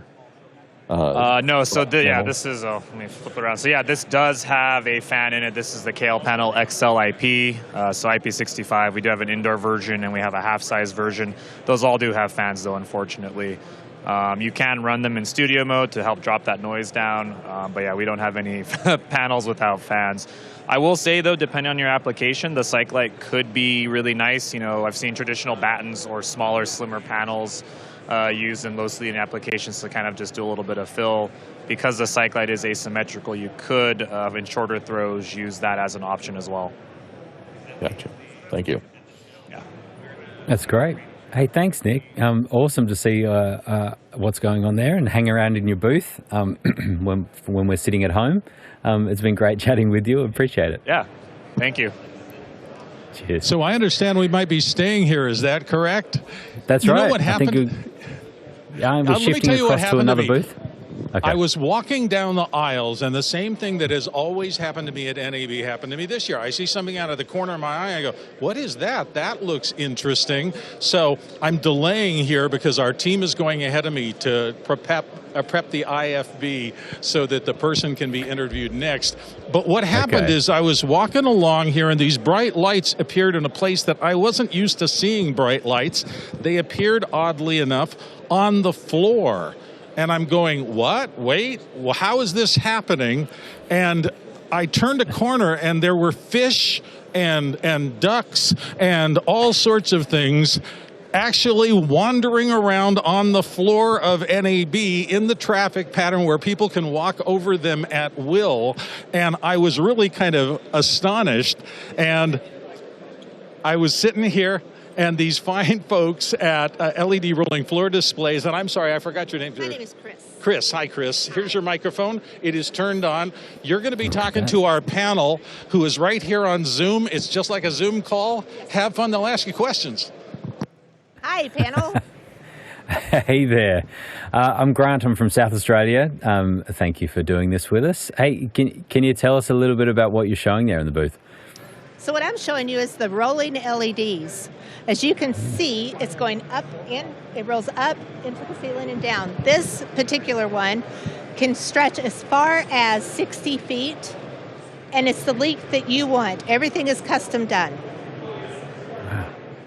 Wow. We also have the flooring that I don't know if you can see it from your angle, but our flooring is rated at 2.5 tons per square meter. I can stomp on it. I can drive a car on it. I can dance on it. Can you dance a little bit for us now to prove that? Oh, you don't want that. Are those micro LED based, or what technology are you using there for the flexible screens? I'm sorry, I didn't hear your question. I said, are those micro LED based, or what kind of technology is the LED technology that you're using? RGB? Micro LED, yes. We can go as small on the pixel pitch on them. We go as small as 0.7. This one that I'm standing on is 2.6.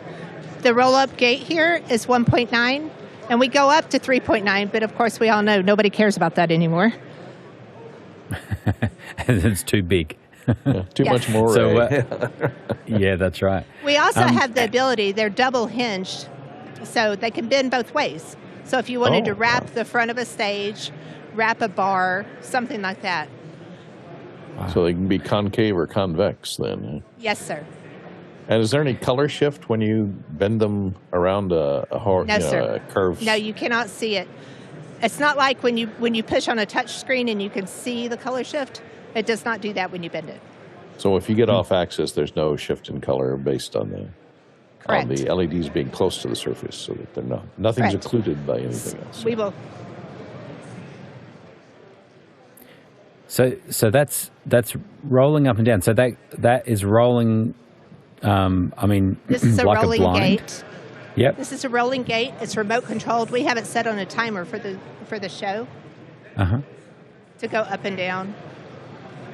And what kind of price What kind of price are we looking at per? And is it This- priced per square foot? It's priced per square meter, and there's a bunch of different contributing factors to the price. Pixel pitch, of course. The substructure on the flooring causes a difference in the pricing. However, our flooring is ADA approved because the ADA regulation is 12 millimeters and it's 3/8 of an inch thick. So any other flooring that you have out there has to have a substructure built underneath, and the substructure is actually built in this flooring, so you can just roll it out, plug it in, and you're ready to roll, which in turn saves money on the shipping for the weight of it, and it saves on the labor. And is it for modular and installation. is it modular and extendable, or is it just Absolutely. a single fix? Nope. You tell me what you need, and we build it to what you need. And that's does it travel? Does it travel in pieces, or does it have to be assembled? Or I is will it just show one you. big roll I'm up? glad that you asked. Yeah. Here we go. This is what makes it so wonderful. You roll it up, and you put it in a bag, and you take it. Wow. And it even stays powered on. Yes. Yes. And what's the signal input on it? Is it HDMI? Is it SDI? Is it So what type we're of using a signal? we're using a Novastar processor. So we have Wi-Fi hotspot with it. It has HDMI and USB. Yeah. Very nice. It is very nice. Down in LA, we've got a question from Robert. Take it away. Hi, Chris. How modular is the system? Can you connect multiple pieces? Oh, we might have lost them. I think we lost She them, did so say we'll yes, come and back. I asked that question, and she did say yes. Man, looks like we That's need a right, core yeah. They build it SWX to battery. order, though. They build it Curious to to see how bright they are outdoors as well, and they look tremendously bright in the showroom floor, so that's very exciting. And I was kind of looking also how the cables are connected, which it looks like a pretty low profile of cable connection. So it looks truly very versatile. It's very impressive. Yeah. It's very Yeah, I want to impressive. see zoom gallery on it. I want to see a huge one with all of us. That's right. 6 feet across, or Yeah, it, Jeff it's sold in Keighley can meters. now So however roll up his LED screen if he gets one of those for Double F Jeff. That's right. We could have. Bill we could have had a got- backdrop if we did that. That's right. Exactly. Well, that's good. It was awesome to see. I didn't know what Bill was talking about when he's talking about I see fish on the floor, and walking around and fish on the floor. I didn't know if all the people around him was getting to him.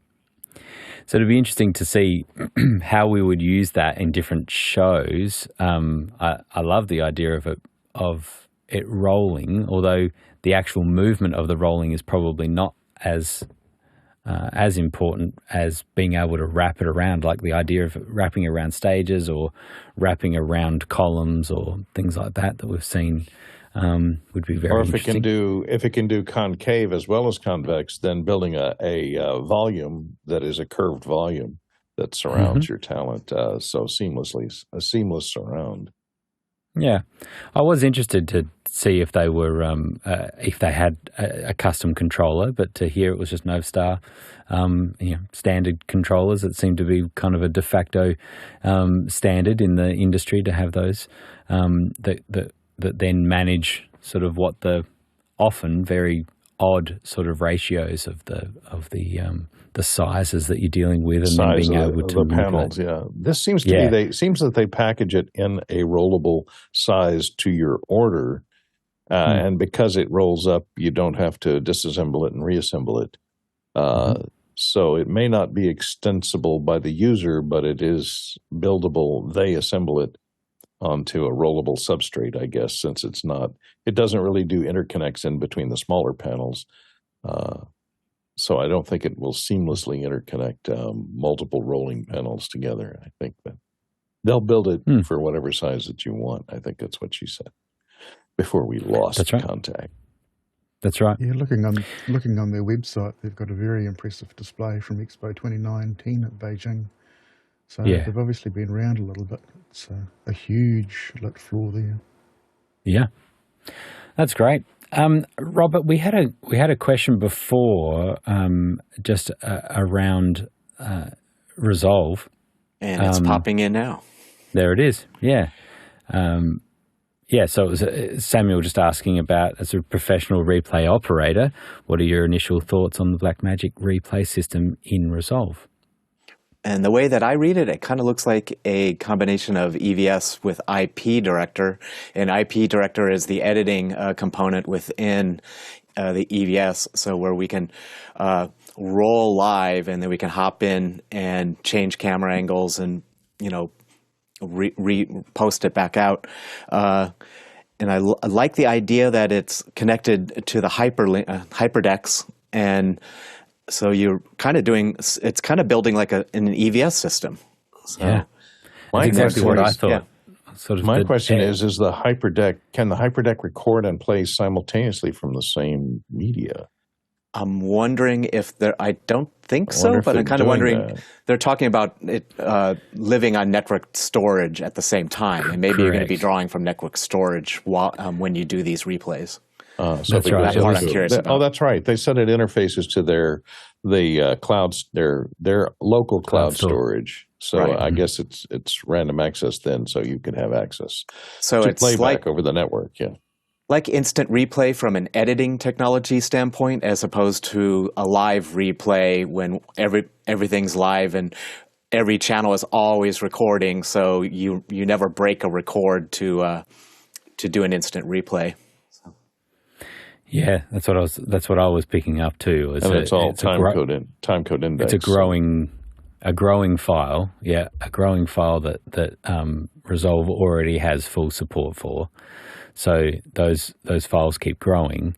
The particularly the high end HyperDecks have a 10 gig connection built in them anyway. So then a 10 gig connection going out. And being able to do like a 4K 60 record, or even higher, I think, and being able to then bring that into Resolve, and now having a separate tab to be able to do replay. The thing that I was thinking of as I was watching it was, this is EVS for the rest of us. It's kind of like a cut page, so you could assemble a play out of highlights or something on that cut page, and then just somebody else can then access it and play it back. Yeah, so you're using the timeline as a playlist function. The playlist, you build a playlist in EVS, right, and you can trim and adjust each clip within the playlist and swap them around, and you're essentially Resolve is doing that with the timeline interface. But they've taken it a step further, which is also to control an ATEM, so that you can put in stingers as well, pre and post. That's really cool. So now from a viewer's point of view, at the end of the day, the output could be extremely similar to an EVS. I don't think you'd be able to pick, if you spent your time setting it up, I don't think you'd be able to pick what replay system they were using. And you've got a lot of flexibility, particularly if you know Resolve well. You're able to play around with that. So anyway, as we said, we may be able to get to the South Hall at some time, maybe if we can get the live view and the system up.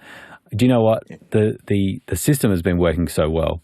On a typical show like this, you wouldn't refer to the fact that, there was some sort of technical thing that happened. But we're not a typical show, and everyone who's watching is probably thinking, oh, I wonder what happened. Was it an RF thing? Was it a battery thing? Was it someone tripped and fell over something, or what? So I'm sure we'll get the details of what happened to the link, because it's been working so well. And maybe if it was a battery issue, we're wondering if those new core batteries could have saved the day. Hot swappable. Right. Exactly. Maybe they wrapped some of the LED panel around the transmitter and we lost it altogether. We'll find out, I'm sure. One other question I had on the replay system, and I don't know if we've got an answer from it, if it'll allow a variable speed playback for slow-mo and forward and backward playback. It does. Magical T-bar on EVS. And does it interpolate if you're shooting, 30 frames or 60 frames, will interpolate to 120 frames to fill in to make that playback buttery smooth and slow-mo? It's a good question. I did see them. AI they showed off. They showed off doing slow motion play, at least a slow playback, and it looked really smooth. But I don't know what they were running into it. I think what would be interesting is high frame rate too. Is being able to play out high frame rate at lower frame rates, and to see usually the high frame super rates slow. It's through the cameras. And then currently EVS is, if you want to do a high frame rate without a high speed camera, they actually send it over the web and it comes back with the interpolated frames. It creates the in between frames to do the super slow mo. Right. So they do an interpolation in not real time. I guess it takes a little time for it to interpolate that. Yeah, I don't think they do it on the site. extra frames. Yeah. Yeah. Yeah, I have seen some EVSs in Australia with the super slow that end up using 2 or 4 channels and send it over that way, and so then you're playing back the play out of the super slow is kind of using multiple channels, and so you lose how many inputs you can have because you're doubling the frame rate. So I have seen that a little bit, but we'll see what Resolve can do. As I said, I mean, this is with using equipment you've already got, basically. It was even talking about an upgrade to, like, it was funny how quickly it just went down to, and we'll also do an upgrade to the ATEM Extreme to allow network recording, and also to allow a multi-view out of the USB-C connection, so that Resolve could see a multi-view that they can use as a preview that's syncing with a time code, and then the raw recordings that are coming through, H.264 recordings that are ISO recorded, are coming through slightly delayed but are there, and you're able to make these points of interest and bring it all back in and then play out multiple angles, like all with an ATEM Extreme. So it is truly like an software. EVS with multiple channels. Yeah, multiple camera channels, all recording in sync with each other, synced via timecode. Yeah, yeah, and so doing network recording was one improvement, and then also being able to see the multi-view in sort of live, so that you're able to create those points of interest, the ins and outs. Really clever, and then being able to automatically go back and do 3 seconds before the point of interest, and all of that just sounds like they've had industry people that are saying this is what we do all the time on these $100,000 equipment. Can we do it with some free software? Well, actually, maybe the replay is not in the free version. No, I think you do have to have the studio version for that too. Yeah, which is fine. And really, at the base of it, it's just another interface to controlling, making marks, like old-fashioned EDLs, edit decision lists. You're just making markers and pointing things to go places. And how clever the interface can be to do that is what really makes a difference. Yeah, absolutely. Yeah. It was impressive to watch the Blackmagic announcement, and if we don't get to that booth, we're not going to miss a whole bunch, right? Because we got to see a great product launch from Grant, and we saw so much of it, and then lots of people are going to that booth. Whereas there's some other ones that we've just seen that we wouldn't have been to. I wouldn't have thought of going to the Core battery booth. And yet that's probably something that I'll buy, right? So that's really cool. Guy's doing a nice little pan for us now. Thank you. Look at that. And we may be able to send somebody over with our rig, or even Alex's iPhone rig, to record an interview over it, and we can play it back and comment on it here on the next day or so. Mm-hmm. Yeah, I thought that was the plan. I think we often sit before in the pre-production meetings before we get on site, and we think, let's have a bunch of teams that go out and record a bunch of hits, and they can upload those to the YouTube channel. You get on site and just realize, it takes a lot of energy, discipline, planning to sort of make all that happen, and then edit them and turn them around quickly.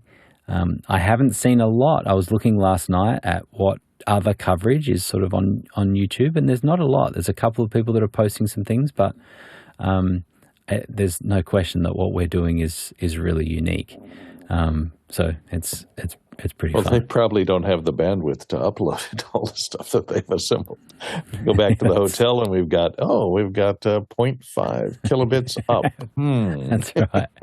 Here we have a bunch of techs that are filling these hotels that all have a bunch of syncing going on, and they're pushing the bandwidth At the end of limits. the day, you can imagine what that meant. I remember going to NAB, and this is before the internet, and it was after cell phones came about, but you had to wait an hour and a half for a cell phone connection before you could get out to make a long distance call, because they only had like 30 long distance trunk lines that ran into the city, and all the long distance trunk lines were full, and you had to wait hours to get a long distance connection.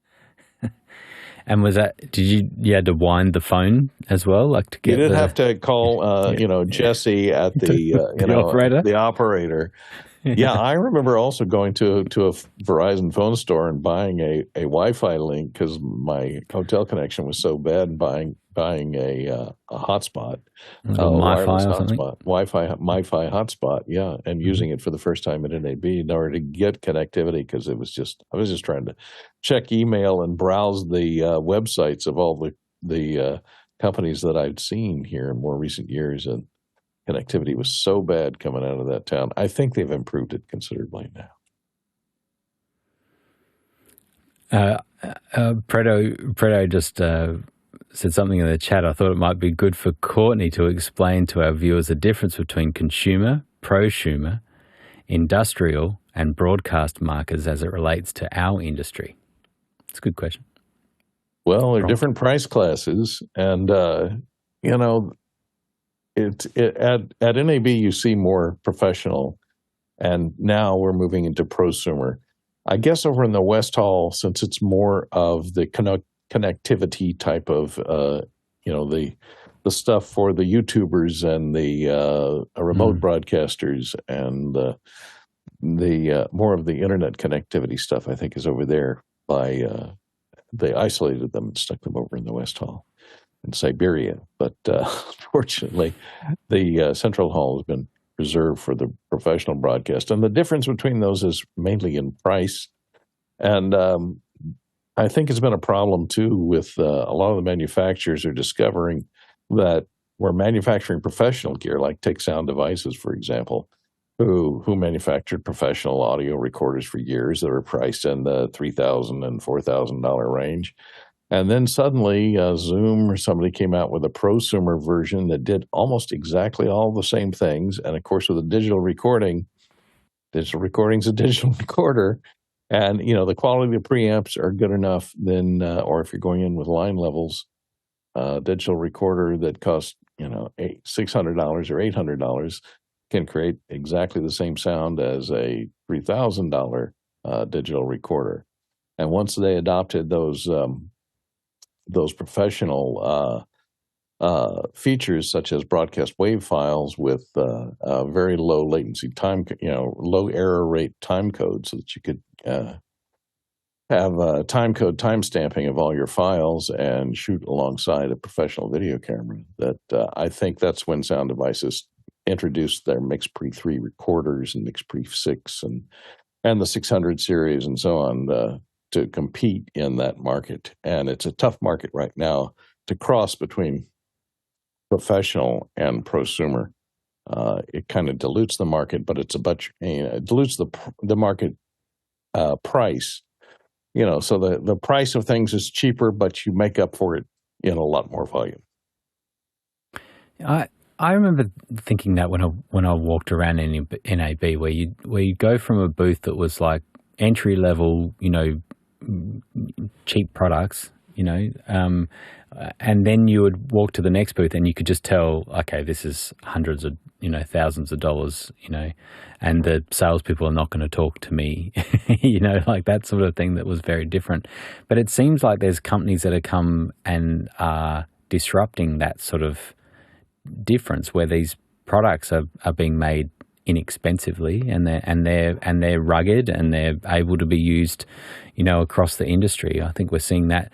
I think Blackmagic's probably a good example of it, right? Where it's not terribly expensive. They've found ways. They know that doing the way that they do their onboard connections that are straight to the onboard means that it's possibly not as durable, but yet the price point is so competitive, you're likely to buy two of them if you need to, and you can swap it out if that sort of thing is what's changed. Yeah, I think it's the whole YouTube generation. The fact that you can now, one person can have their YouTube channel and reach millions of people, a YouTube influencer. They may be producing this stuff by themselves with a handheld camera and with prosumer equipment, yet reaching millions of people.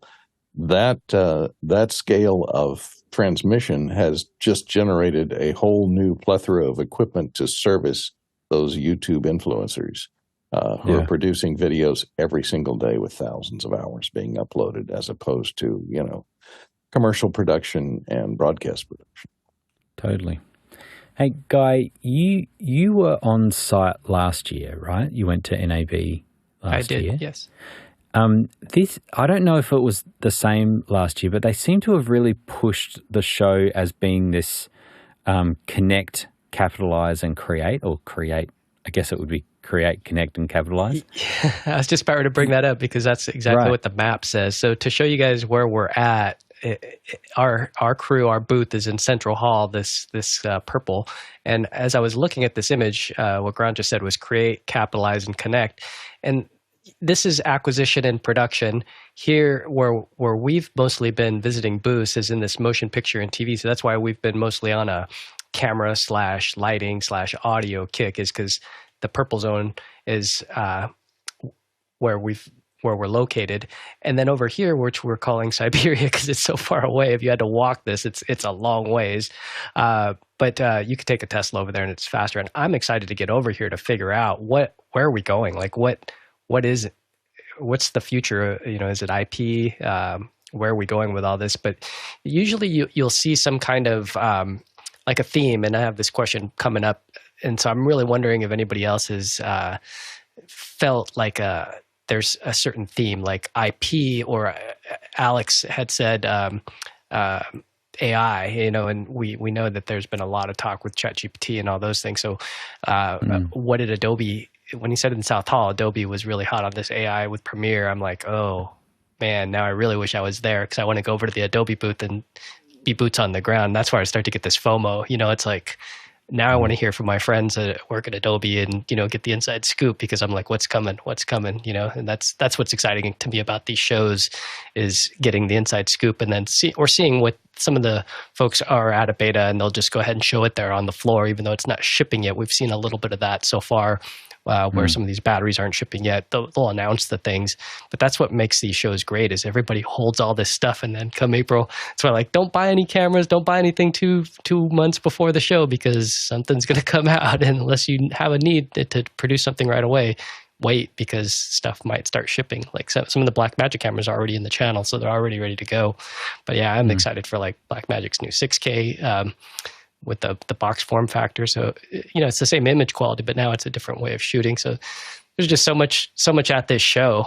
And I think we're all over the place, but I think the big theme is going to be AI and actually my favorite, cloud. So we'll see what else we talk about distribution, what's in the cloud. Yeah. I guess one of the things I think about from an office hours point of view is what happens on Thursday. Like what happens when it's all packed up and everyone goes back. I'm hopeful that we've got a bit more exposure. People are seeing office hours a bit more, because we kind of want to continue this type of thing every day.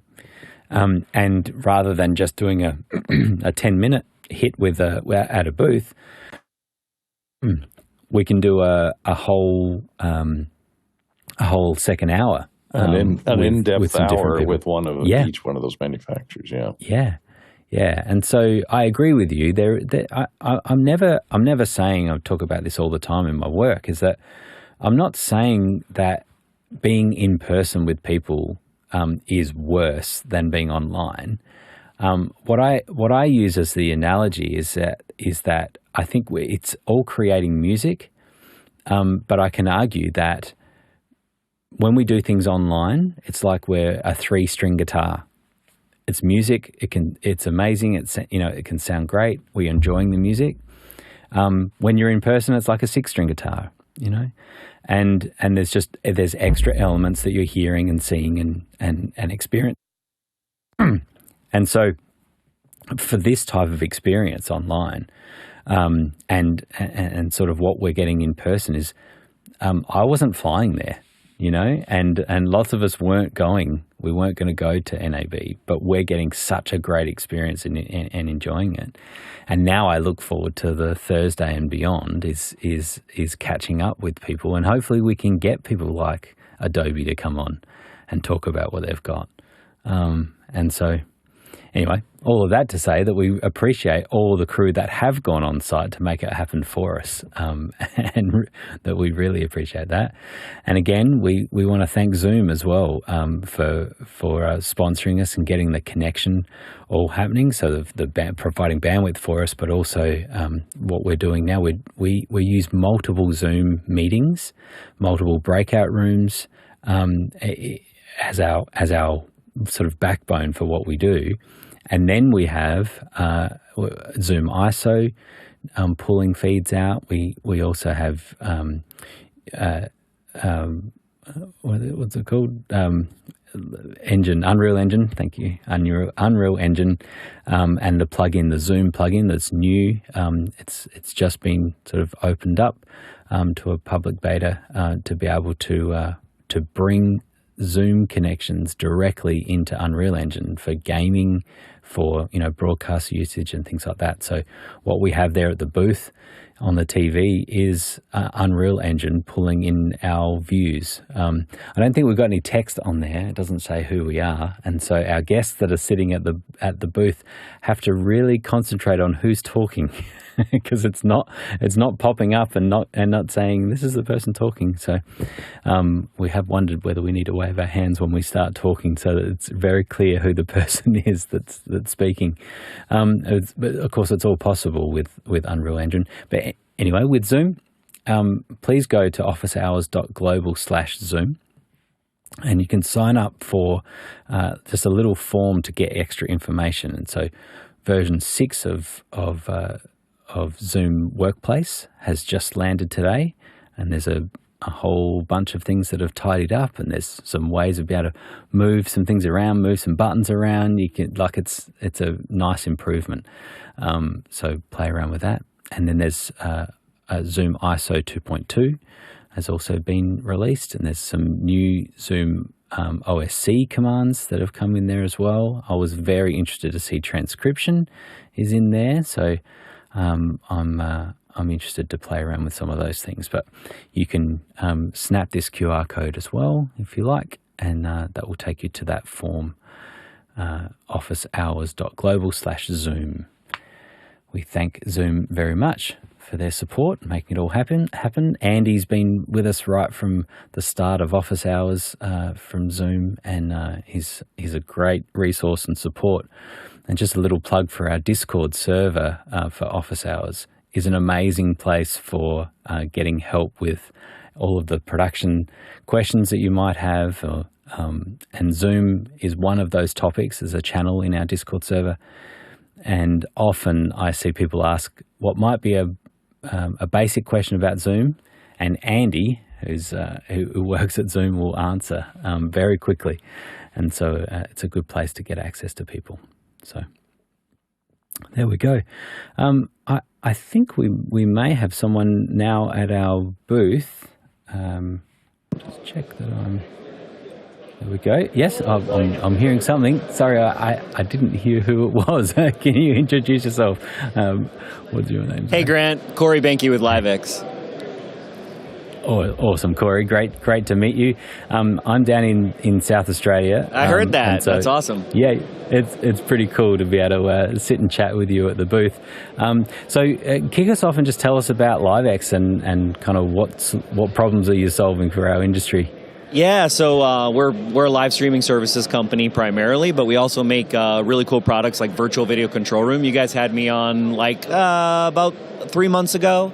And then for the Eclipse, actually, we use Virtual Video Control Room for your Eclipse show. So we were able to route all of your user feeds to your show via SRT, and then also NASA spaceflight, their feeds to your show. So it was fun. So yeah, it's a really cool cloud production product that helps you kind of get transmission and get feeds throughout the globe. And so, when did you kind of start, and what was your sort of lead up into it, and then how did LiveX sort of come about, and how long ago was that?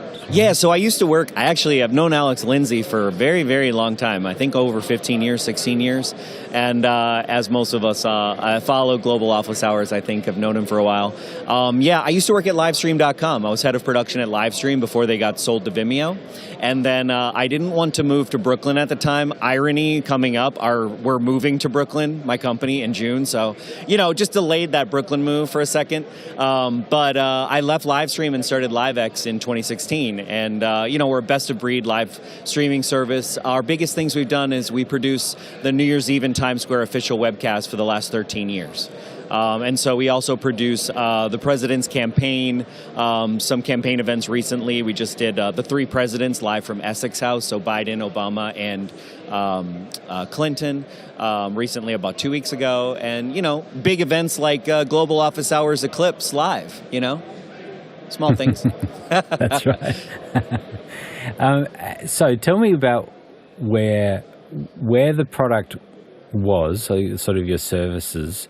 Yep. And then particularly when COVID hit, what has happened? We were saying before, we were talking about how for us, Office Hours didn't exist before COVID, yep. And it was really March 2020 that Alex says, hey, let's do a thing on Zoom, and then it hasn't stopped every day since, right? And what we noticed is that at least our sort of industry, remote working, remote production, centerless events is a big thing that I work on, where we don't have a studio anywhere. We have remote audience, we have remote speakers, remote participants, all of it, and then remote production team as well. What sort of observations did you have, and what happened as you went into COVID? What happened to the product then and the services? So we've been kind of using SRT as about 10% of our revenue. So what I say using remote production from 2018 and 2019, it was about 10% of our revenue. As we got into COVID, obviously that became what I call 200% of our revenue. And so the product really developed pretty heavily. We had originally used it as a cloud routing product, but I was the streaming architect for the Democratic National Convention for 2020. And so everything, almost all of the content you saw on the 2-hour show that we did every night on the broadcast was created with remote production. Typically SRT feeds in the field, kind of similar to the Eclipse show, where there's multiple feeds coming in over time. And so it was pretty heavy. I always joke, though, I think I said this on the show last time I was on, all COVID did was it taught everybody how to use Zoom. I know I love Zoom ISO and we use Zoom ISO in our production, but honestly, we all just learned how to use web conferencing. I really thought, and Alex and I kind of joke about this, I always think I think he's kind of the same way. We think that the world's going to go in a different place than it actually does, but the world just decides to do the easiest thing available.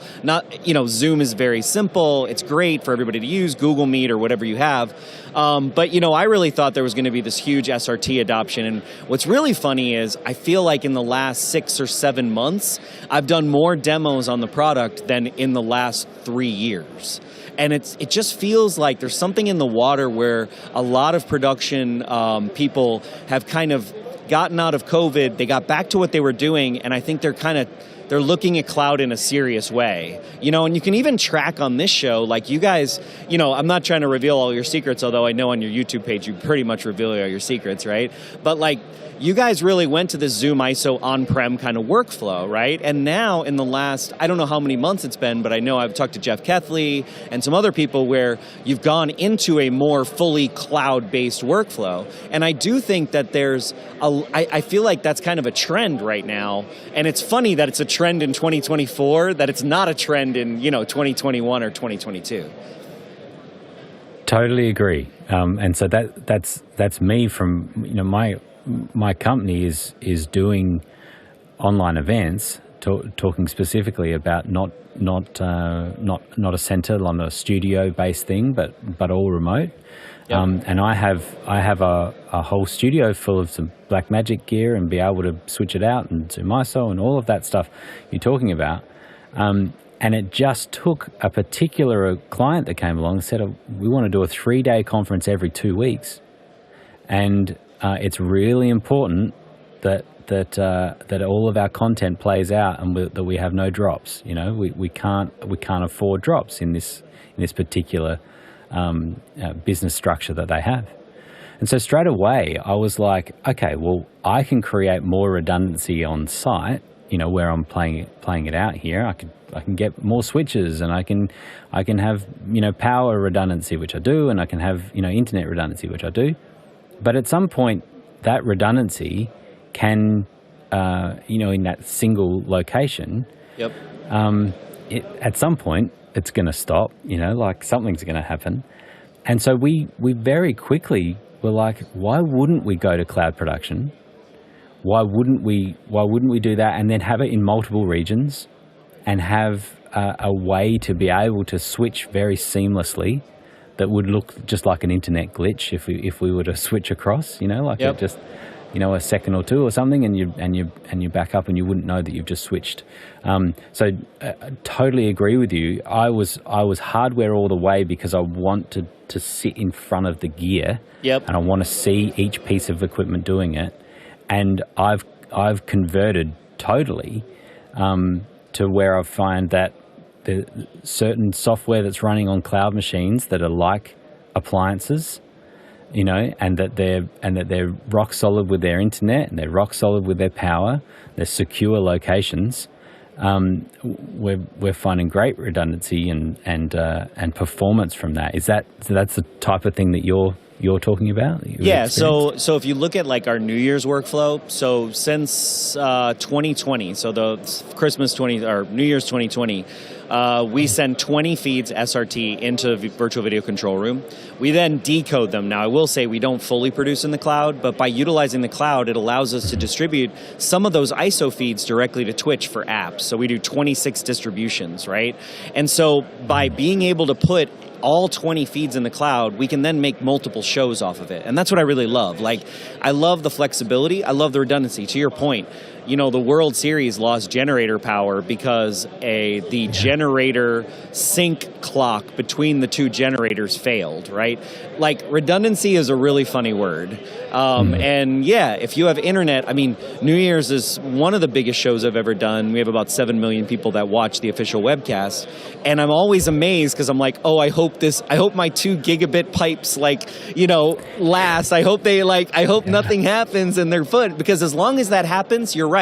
Everything, I've got region redundancy, I've got location redundancy, I've got this ability to kind of spin up Adobe Premiere editors because we have a really cool live trimming tool for that. If I need more vMix operators or I need to translate, like, I can just get feeds so many more places, because once I get my stream up into the cloud, I can replicate it in so many different ways and send it to so many different areas. Yeah, I do think it takes... What's really funny to me is, like, why don't more people do this? Like, that's what I don't get. And, like, that's been the real challenge, is, like, how do you get more people to understand how cool this workflow is? Totally.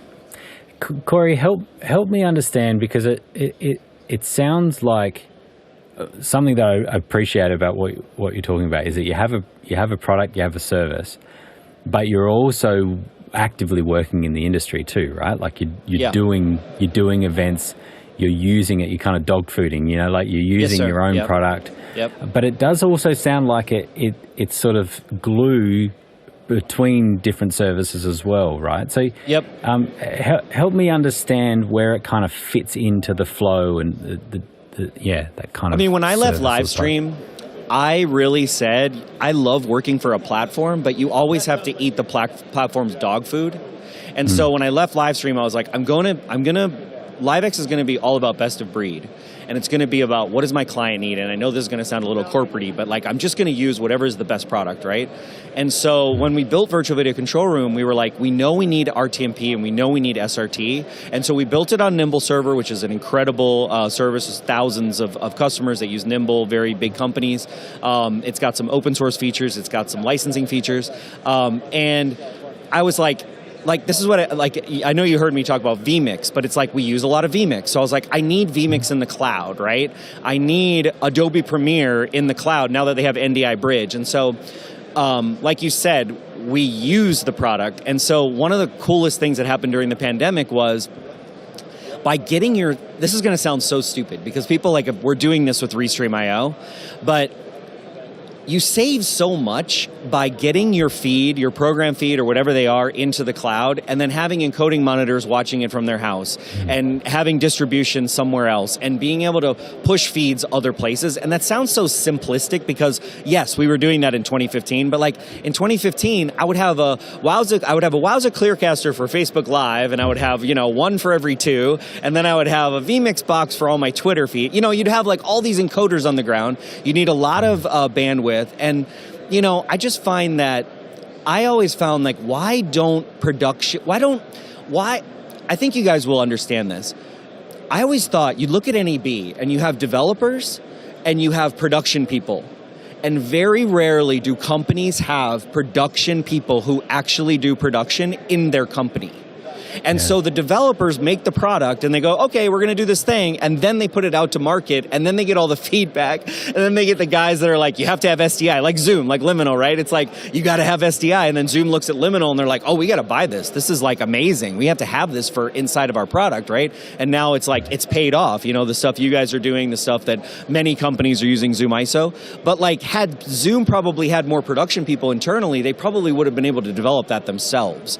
So I do find it's something that I've seen in the industry where it's just, there's not enough of that. There's not enough of people like doing the jobs in the companies to then eat the dog food to then sell to the other people to be like, hey, this is working for us, fellow live production services fellow, and it can work for you too. It was long-winded, but I think that answered your question. It totally does answer the question, and I think that continues to be a point of difference for you as you're providing that service to clients, because you also will be seeing the product that you've created because you've seen a hole in the market. You're like, oh, we need this, but why would we go and create vMix again? Like, exactly. Why would we do that? We're totally going to use vMix. It works great, particularly in the cloud. And so I really appreciate that. From Seattle, Washington, Guy has a question. Yeah, thanks for coming on. It's just amazing to hear you like shouting from the rooftops because I've been trying to say it over and over and over and over again. And what I love what we're doing is we're proving that it works. So we're pushing the limits and things like SRT now being in the cameras themselves. Are you starting to see more facilities where they're just putting up a feed like a hardware encoder like an Epiphan? Or are you just seeing them just leave it on? Is that something that you've seen evolve and just people pushing feeds almost like you're a router now in the cloud? Yeah, 100%. So last year we partnered with Panasonic to create global live control room for their Kairos product, which is a really cool SMPTE 2110 switcher product. And their UE150s and their UI. I see you guys have FR7s here, and I think Sony's going to put SRT in their camera. I couldn't remember. We put some FR7. There's SRT. Yeah, there is, right? Yeah. So Panasonic, I think, was one of the first JVC. We have a JVC camera that's always on our Green Bay Harbor that we send into the cloud. I love. But yeah, this ability to send a high-quality feed and then be able to manage the cameras remotely is incredible. And like not have to have an encoder separate from the camera, especially if you can put good audio into the camera. I think it's a game changer. I don't think enough people are really using it. We're using it for some baseball feeds, some like comedy feeds where we'll have like a comedy show and and we can use auto tracking. What I really like is a lot of people are using PTZs, and then they'll use like a parsec, and they'll have a computer on the ground. But where I think it really becomes interesting is sending an SRT or some kind of high quality feed like you were talking about, and then have the auto tracking software where you can actually track the human. So you don't really need the PTZ for some simple things like baseball and some sports it's really hard. But comedy is a perfect example where do I really need a PTZ operator if I can track in real time and then have the high quality send back and then the TD kind of cut the show. And eventually, obviously, you're going to see for that kind of stuff, you're going to see an AI TD, which I'm not trying to replace anybody's job, but clearly that's, AI. Everybody's laughing here at the show. I think this has probably been said a million times yesterday, but it's like everybody has the same product that they've had before, but they just put the word AI somewhere before or after the name of the product. It's hilarious. I did not see that as much last year as I've seen this year, but this year it's like if you don't have AI, you're just like you're not in the cool kids club. So which means it's not cool anymore, by the way. So just funny. Exactly. And we're doing this. This is brought to you by Office Hours Global, now with AI. We're including nice. AI in Office Hours. And what's funny is when it's just not obvious how AI would be included in a product or a service or something, but it's got AI written on it. It must be good. It must be better now because it's got AI. But I totally agree with you. I do have done lots of conference AV, and I sit there thinking, because lots of us have done conference AV and have been struggling to stay awake at the back of a room, and live streams are very similar. There's sometimes you put all this work in and you're listening to content that is hard to stay awake to, or death by PowerPoint or whatever it is.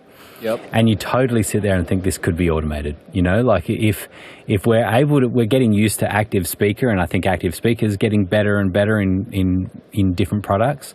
Auto mix on, like Dugan Auto Mix, things like that are amazing. You start connecting these things together.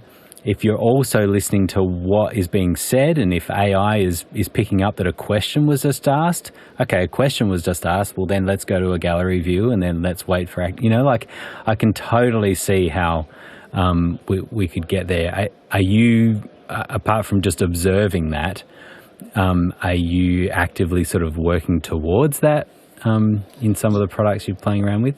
Yeah, so I'm an investor in a product called Mixa. And Mixa was originally called Switcher.ai. We started it in 2020, and we moved it. Sergey Maliak and I are the main founders.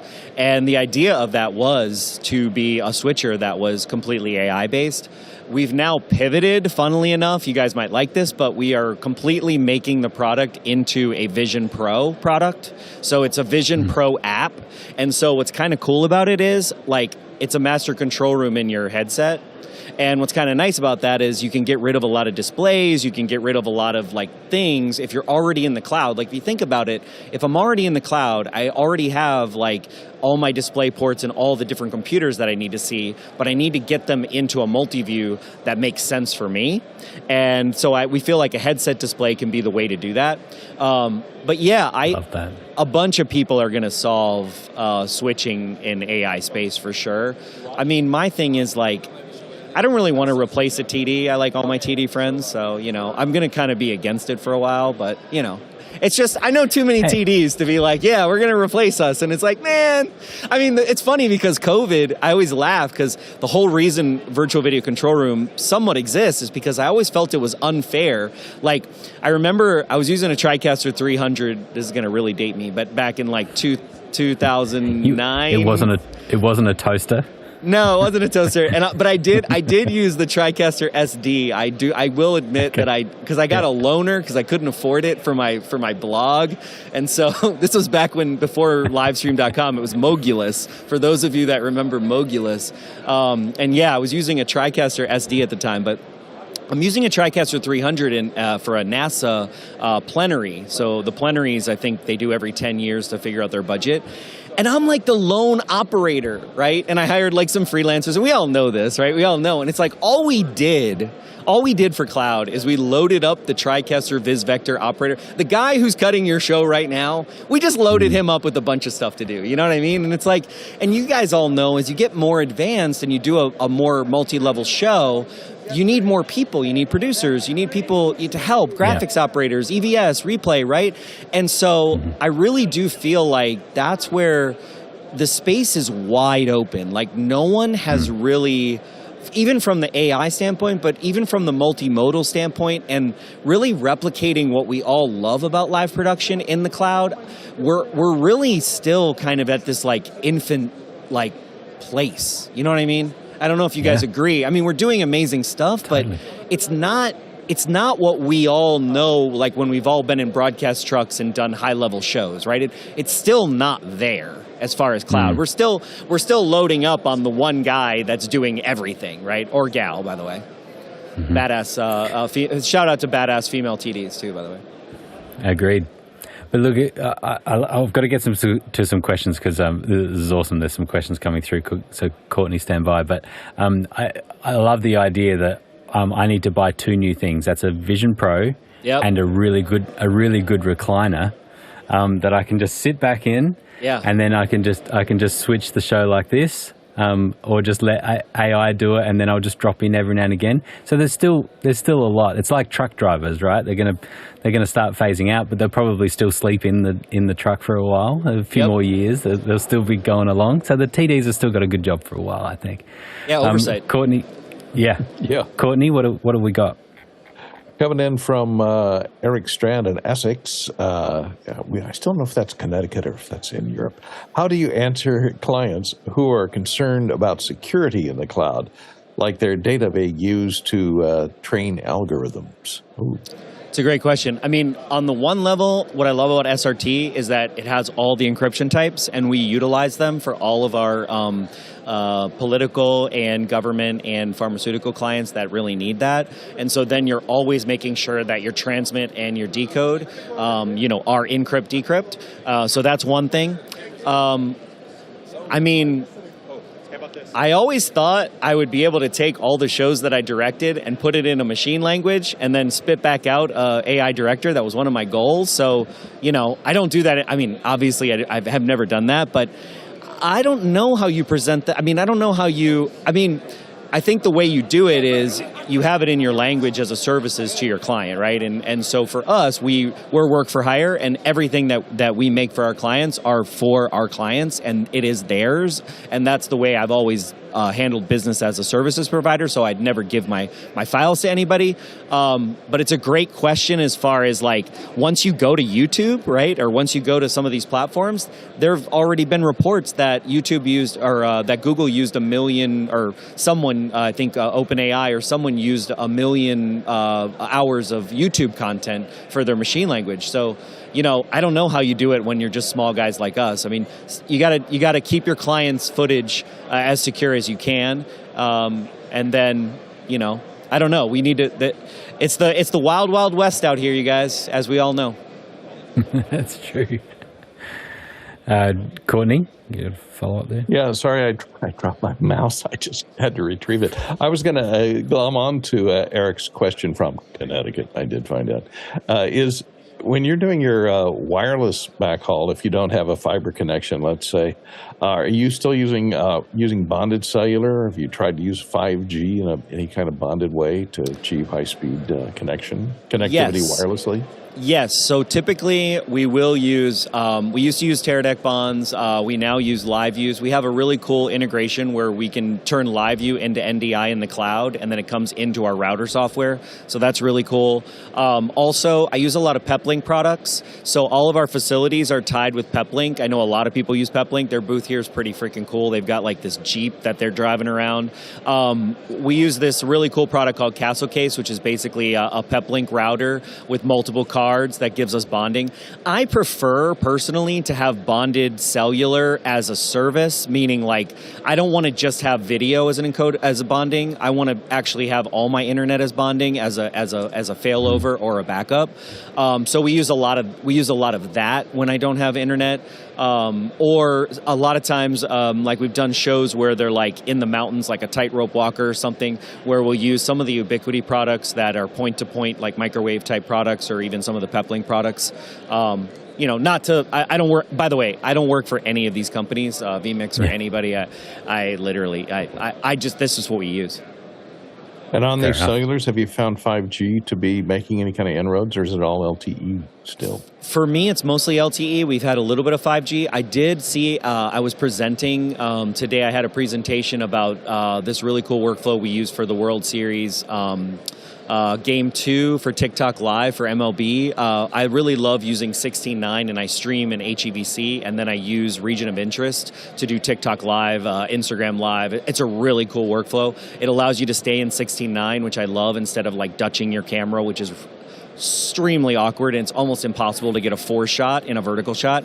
But to the point of your question, Verizon has their booth right next to where my presentation was, and they have this really cool 5G bonded cloud workflow that my buddy Michael Lang, he's a TD for NHL and NBA, he's actually demoing with VisVector. It's really cool, and it's using like a Verizon 5G product.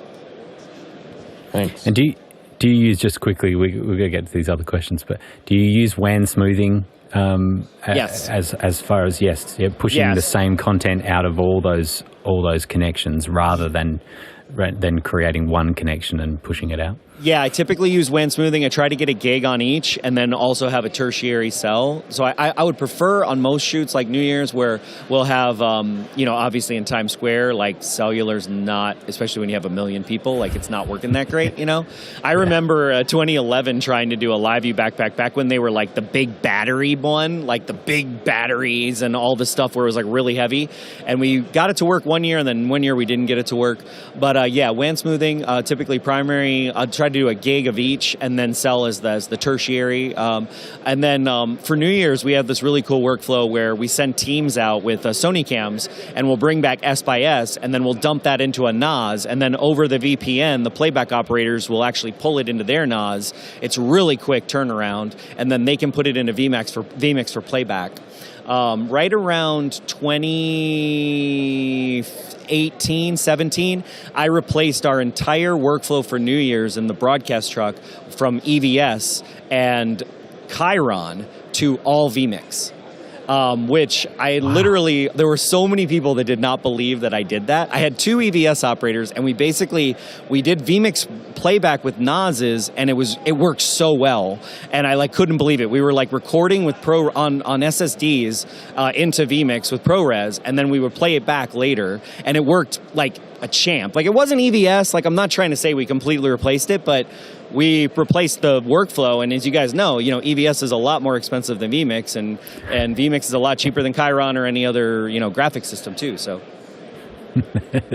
Robert, looks like you're going to have to start learning vMix. Yeah. Sick of Robert. I was just thinking that I'm going to have to learn vMix. So tell me more. Yeah, that's right.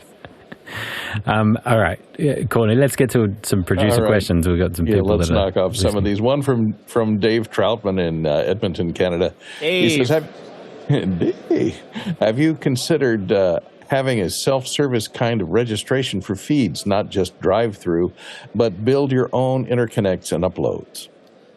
Yeah, what's funny is when we started VVCR, we had Enterprise and Basic. And Basic was like $99 a month, but you could just pick any region. And honestly, because I'm bootstrapped, my AWS bill to keep up 7 regions was like $3,000 a month, and I had no users. And then I would have 2 users, and then one would need like South Africa and one would need Europe, and I'm still paying for all the other regions. So what I quickly realized was I was spending so much money keeping the service up, and it didn't make sense. And one of the things, it's so funny because you're looking at an on-prem guy, right? Like LiveX, we have 4 on-prem Remis in Green Bay, and we have 1 in New York. We have studios, right? I am kind of the opposite of Grant. I have a bunch of control rooms, and then in 2020, we kind of moved to the cloud, heavy, but still had our on-prem. And I know this sounds so funny because everybody's going to be so obvious, but it's the cloud only works if you can shut it off and turn it on. And it's so funny because for the first 2 years I was doing demos, and I would keep our demo account on 24/7. And like literally like after the eclipse, like 2 months ago, or a month ago, I was like, you know what? We have this service where you can turn off the clusters and they still pop up with persistent IP. So why am I not using that? And it saved me like $2,000 a month. So I was like, you're an idiot. Which, you know, I tell myself that all the time. Because it's like, you know, the cloud only works if you can turn it on and turn it off. So to Dave's question, it's hard to have a managed service that stays on all the time that anybody can use at any time and save us money, if that makes sense. Totally does. It totally does. And that I think it's probably the cost, the per hour charging is such a thing that sometimes, like, for example, we use like Mac Stadium a little bit, right? Where we're able to get Mac Minis that are you know M series Mac Minis that are running 24/7. We're able to do some decent stuff on it because they're sitting on a 1 gig network and they just work. Well, and you're already paying for it, right? You paid for those Mac Minis and you paid for the internet service, and that's the difference, right? Yeah, it is different, right? Whereas now we have systems at vMix where we can just spin them up a few hours before the show, and it's all sitting there, and it syncs the cloud storage together, and away it goes. But I totally agree with you. You need to be able to turn it off. Next question, Courtney. Next one comes in from Tromsø, Norway, and Ronnie Hofsey has a question. Do you believe that technical directors prioritize high-quality video and audio, or is there a shift towards valuing quantity over quality in media production? I think in live, it's about quantity over quality. I think we've seen that. You know, I run the largest Green Bay Packer fan website. It's called cheeseheadtv.com. It's like my side hustle, and I've run that since 2007. And my partner Aaron, long story short, he started working for the Green Bay Press Gazette as a beat reporter, and he would literally this is in 2012. And he's like used a ladder with his phone to do his live Facebook Lives for people. And I think you've seen this over time is the content is more important than the quality of the composition. And I think that's really hard for people like us to understand, especially myself. I'll tell you, it's very hard for me to not focus on quality. Now, I'm going to say that, and what's crazy is we have this show that we do called Packer Transplants. It's a podcast that we do that's live every Wednesday. I recently replaced my Blackmagic 6K with a Canon 24-70 $1,600 lens. So we're like, $3,000 worth, with their nice LUT on there. I replaced it with an iPhone, and I'm using iPhone Companion. And it actually looks better than my Blackmagic. Okay, it's crazy. It's crazy because Lambo's behind us. It's doing a bunch of processing with the, it's like HDR and all these kind of things. And the other thing is in my tailgate room, I see Lambo and I've got all these windows. And I was putting $10,000 worth of lighting to shoot myself so that I could get the background, and I had an ND filter so I could get the background in myself. The iPhone looks better than the $20,000 worth of gear that I did. It's crazy. And so, on the one hand, I think it's all about the quantity for live streaming. Now, I know he said media production, so that's hard, right? Because if you have a Canon or a DSLR, you should be shooting in RAW. If you're acquiring content and then editing it later, you should be trying to get the best image you possibly can. But if it's live streaming, I don't think quality matters. I really don't. I just don't think quality matters at the end of the day. And you see it with Zoom. I know Alex and the team, once you guys got Zoom ISO kind of was a game changer to me because I always didn't like using web conferencing, but it worked, and people are still using it, and people are still using things like StreamYard with, WebRTC, 720p WebRTC that looks like garbage. And you know what? If you like gardening, or you like the Packers, or you like, technical stuff for video production, you're still going to watch the show. It's what do we always say? Garbage in, garbage out. But I think the thing that matters most is you can't have crap audio. You can always have crap video. You can't have crap audio. It still exists that you have to have good audio. People will totally turn away without good audio. Totally agree. My long hair is getting in the way of my IFB, so sorry I keep pushing my IFB into my ear. It's annoying. Sorry. Hey, it's the quantity over quality at this point. We don't mind that you're adjusting your headset. Do you know, the thing is that I was going to say the same thing. If we can get audio right, people will just hang around because that's how we're connecting. And we talk about it all the time that we think of, content is king, content is king. But we're just like, content is what brings people there. Community is what keeps people there. Yep. What have you seen as far as, interaction, or how is community building happening more, do you think? What has been a shift in that with live streams and things like that isn't just chat or, polling, if you if you can say that? Well, I will say one of the things I love, I'm glad you asked me that. We did this really cool, I want to give us a shout because we did this really cool Twitch stream where it was an as live streamer and then the chat told him, it was like choose your own adventure, where it was a Twitch streamer. We built a studio for him. Verizon sponsored it, so of course it was like crazy money. But it was cool because like we had a GoPro on him, we had cameras everywhere, and then the audience told him, we had actors acting like non-player characters. I mean, this was where I think streaming is going. I don't think we're there yet. Every live stream should be like that. On a small level, I know you talked about chats and polling. What I love is, vMix has this really cool feature called vMix Social. Not to push vMix, by the way, but again, we use this where I can actually take super chats. So we'll be live on Wednesday, and when people pay us, which, it's like we only answer questions of people who pay us, but, hey, we got to make money, baby. So for people who pay us, we can actually push the chats as a lower third, as a graphic, and so we can have that interactivity. And then you obviously see, the OBS stream, like a lot of the OBS features where you can have, when people pay you, you can do like little features and little social ticks that come in. I think that's some of it. If you're not going to be interactive, I love how you said community. It's funny, we do a Patreon happy hour, and I've been in the office hours after hours, and I love that because it's like, it's really cool how like being in the same environment and showing up for scheduled live streams, that's what creates the community. I was talking to a company today this morning, and they don't do live streaming anymore because they're old like me, where we just don't think about it. I think people in our industry that have been in this industry too long, we still have this mindset of like how television does things.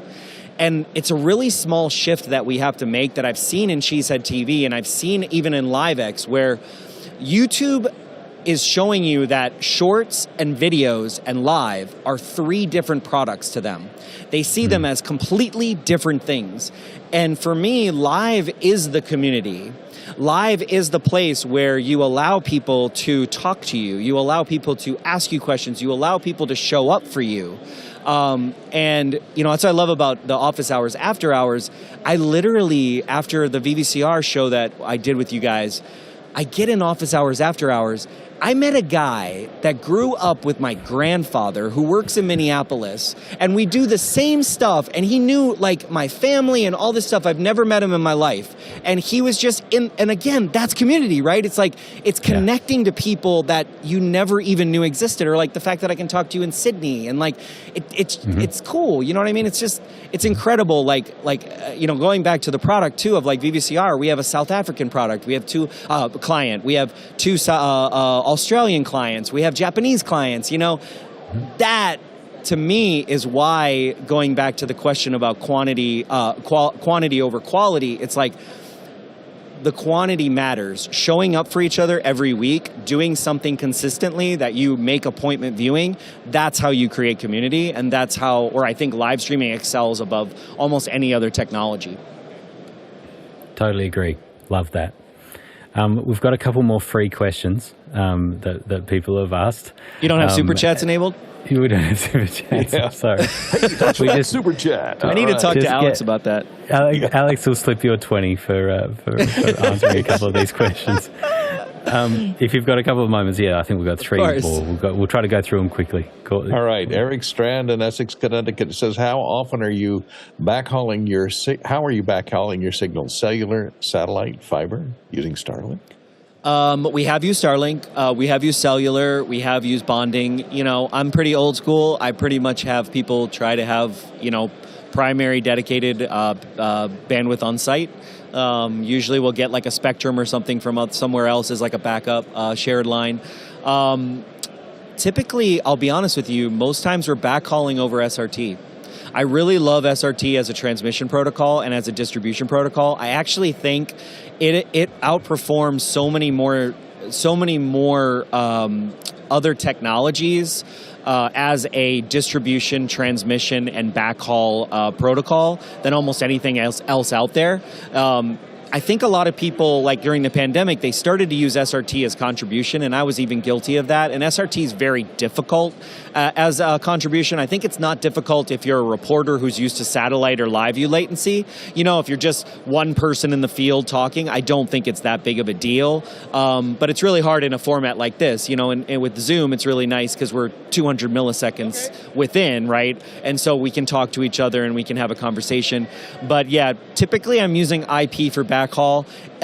For New Year's, we do have a downlinked satellite as a what I call my tertiary backup. Like, you know, Times Square goes black and I need to, like, you know, say emergency, whatever.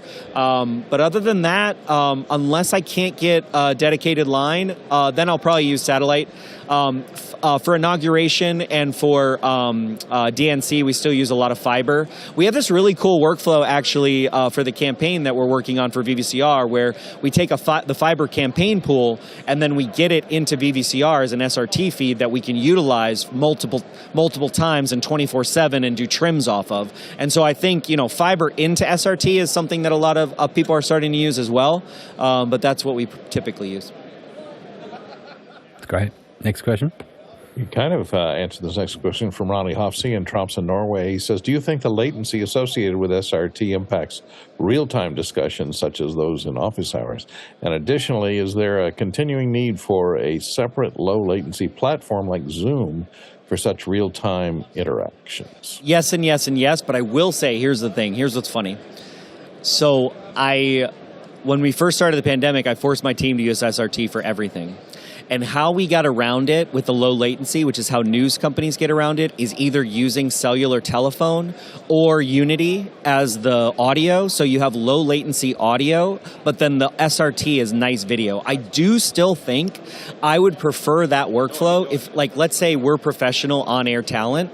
I believe that professional on-air talent with the right technological workflow where you have an SRT video backbone and then you have low latency audio, whether it's ClearCom or RTS or Unity or a telephone, a POTS line. I do think that to me is the best workflow as far as video quality and everything even today. I just think it's technologically, it's feasible, but it takes more engineering.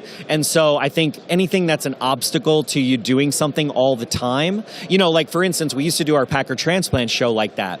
And it took like another engineer, which is another cost. And now we do it all with vMix Call. And so we're using WIP Web. We're using WebRTC, right? And so I do think you got to use the right tool for the job. So I know that was a long way around it, but it's like, I think there's room for web conferencing. I think there's room for SRT, and I think there's room for a lot of different protocols because there's so many different workflows that matter to people. Yeah, I was going to say that before. I think that Alex has spoken about it a lot, of us trying that with office hours and doing a 4K stream over SRT of all of our contributors. Pulling that all back together, but we're still sitting in Zoom, likely for the conversation, and then we're a couple seconds later we're getting all of those streams coming in and are able to mix it that way. So I think that'll be really interesting to play around with, and where it goes beyond that, and how it gets easier and easier as more and more people are playing with it. So. I mean, and I'm not the perfect expert on this, but WebRTC was never meant as a broadcast format, no matter how many times you pull it into SDI. Whereas, what blows my mind is we get these 1080i 5994 feeds that are 1.45 gigabits. We encode them to 6 megs. We then decode them. We turn them back into 1.45 gigs. We then decode them again to get the program into the platform. And I've literally had a monitor where I'm looking on the left of the 1.45 gigabit feed, and I'm looking on the right at the encoded program. And I'm telling you right now, the amount of the variance of macro blocking is so small. It's incredible. Like what SRT allows you to do with H.264 and H.265, it's made for broadcasting.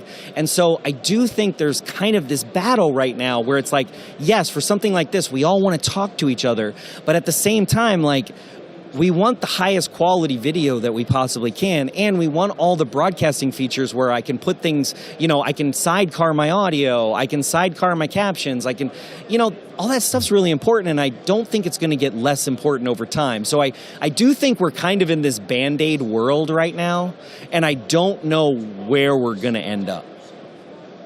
What's funny about that Band-Aid world is that we're not talking much about audio. Like we've sort of worked audio out, right? Yep. We're happy with CD quality audio for what we're listening to, And although, of course, whenever I say that about what general people are saying, then there's Alex, and then Alex is like, no, it needs to be full. Well, if you've ever been a guest on this show, the amount of audio testing that's done in the show, I'm just going to tell everybody right now. It is beyond anything. There aren't even broadcasters that make you do. I had to I worked for 25 minutes, and I had like a really nice mic. I had all my stuff set, and he was like, "Yeah, the room sounds really good where you are." I'm like, "Yeah, it should," and like it was great. But yeah, audio on this show is definitely a priority. Yeah. All right. Next question.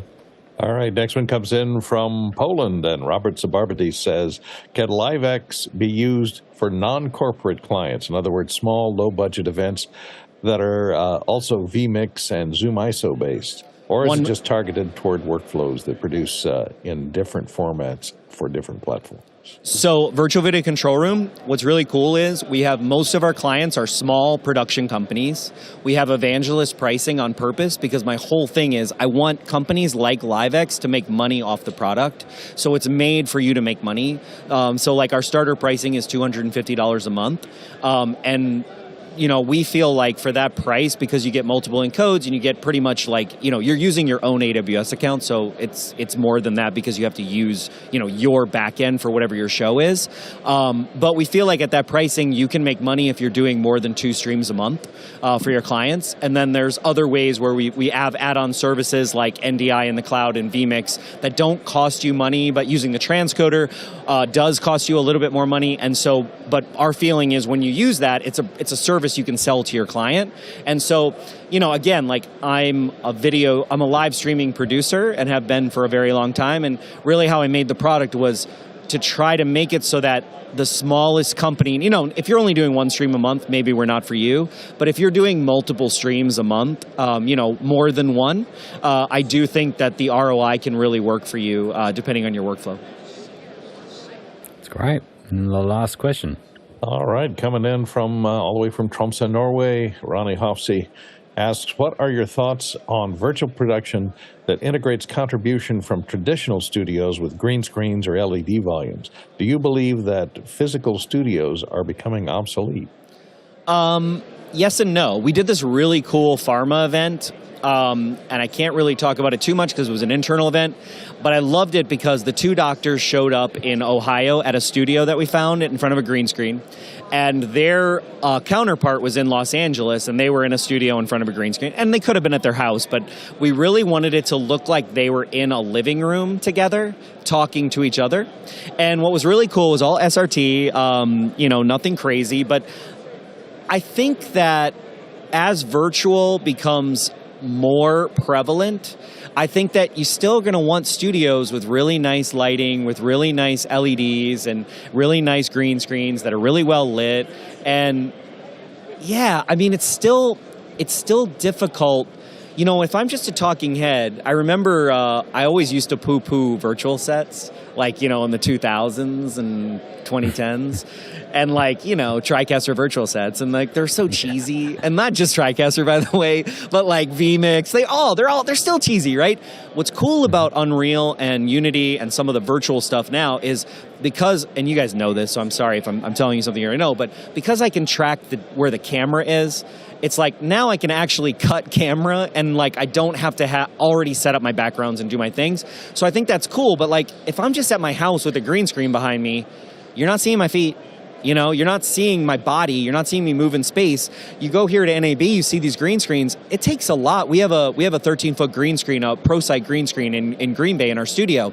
It takes a lot to light that correctly. It takes a lot to pull it out. So I do think there's going to be great opportunities for studios to have turnkey solutions, maybe where no one has to show up. You turn it on, you show up, and you do your stream from those facilities. So I think it's kind of a mix of both. I think there's always opportunities out there as we kind of grow the virtual space. And I really think, I think you guys probably agree with me, but you know, before the pandemic hit, we were really into Unreal with Blackmagic and doing a lot of, you know, what you guys are doing with Unreal now. And, you know, that space, you want to talk about infancy, like we are very, very, very early days still. Totally. Yep. We got to see a little bit of volume and green screen stuff yesterday. We went to a couple of booths, and you know, there's some really amazing stuff going on. And green screen's getting easier and easier, right? With the way that they're doing some of that scanning and detection of different surfaces and things like that. And so now it's up to the technology's caught up, and now it's the content, you know, sort of the artists that are thinking, how do we apply this in the best possible way? And so that's what we're looking forward to sort of watching. It's hilarious to me, Corey, that you had to fly all the way to Vegas to join us on Zoom and sit in a booth. But I've really thoroughly enjoyed the conversation. You've brought so much more to it than just trying to flog off your product, and you've really added to it. And we've really enjoyed just hanging out with you. I appreciate all the time you've given. And the questions, the audience, and we hope to have you back on office hours again soon. It'd be great. Thank you guys, appreciate it. Happy NAB. You too.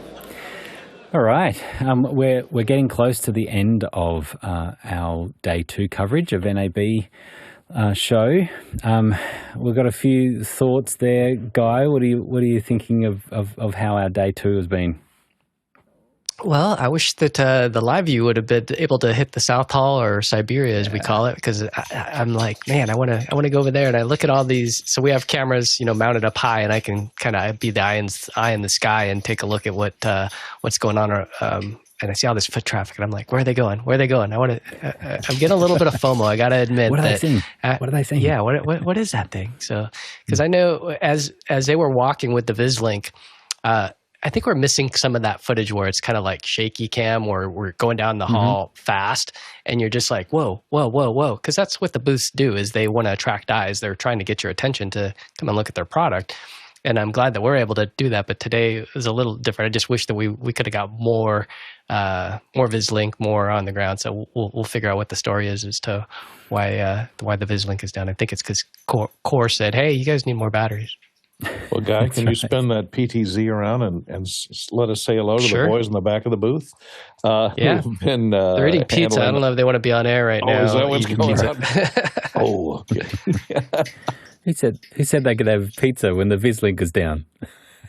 All right. No, I'm sure that they'll find. A way to get that back going again. And it's a great point, Guy. It'll be awesome just to track with them a little bit, walking down the aisles a little bit. Remember doing that with you, a little guy, and it was like, just pointing out some things and not even necessarily speaking to the booths, but just seeing what is there. And so we'll see what we can do, and hopefully even getting the live view up as well, as you say, and get into the other halls. Otherwise, maybe there's some videos we could play out of some pre-recorded video that we can see and get a sense of some of that. But the impromptu sort of conversations that we've just had are pretty amazing. That was awesome with Corey, like crossing lots of industry, talking about cloud, production and virtual production and the different types of content. It's funny thinking about how he is dealing with political parties and big pharma, like all these hot topics that you have to stay away from. He just talks about the technology, which is cool. What else are we looking forward to tomorrow? Courtney, what would you like to see tomorrow?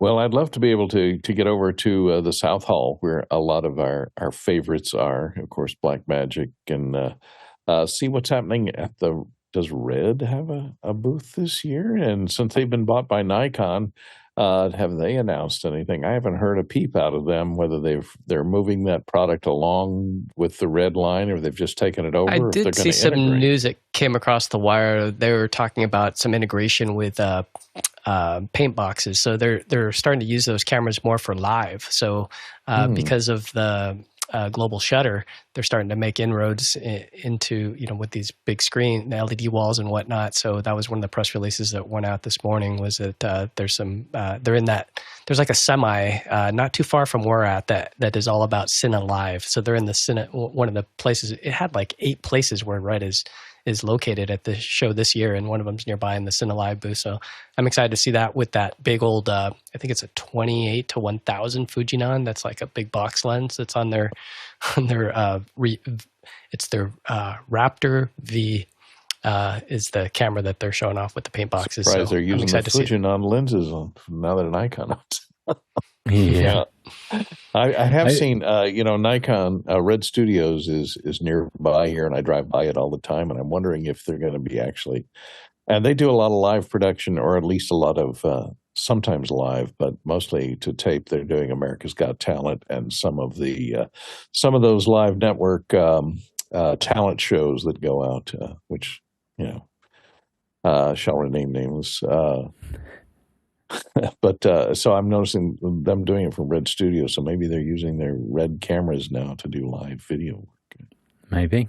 Yeah, I'm interested in just next to Blackmagic is Ross, and I'm interested in what they're up to, because they've got a whole bunch of interesting things with the carbonite and the expression. There's a bunch of these different products that they have as far as their graphics playouts and their switches and things. And it's interesting to me being right next to Blackmagic. I mean, that's just how it works as far as the South Hall goes. But for people to be able to sort of compare, and some people would. In fact, I think our own Doug Ferguson was like that, right? Was really, really questioning which way he would go with his switching in his OB truck, and went with Ross, and it'd be interesting to sort of compare the difference between having a. We could nice get over there. I would switcher. love it. They had a heck of a great keynote, because it's their 50 year. So they had the president came out, and the founder, and now his son's running it, and they did show some cloud, and then they had Bo showing cutting via voice. So that was really cool. But I'll put a link in the chat to the whole 2-hour presentation that they put out. But they're looking at cloud, and then they have the Acuity, which is their monster, like. It's a huge panel, Super Bowl style, $90,000 or something, big, huge switcher.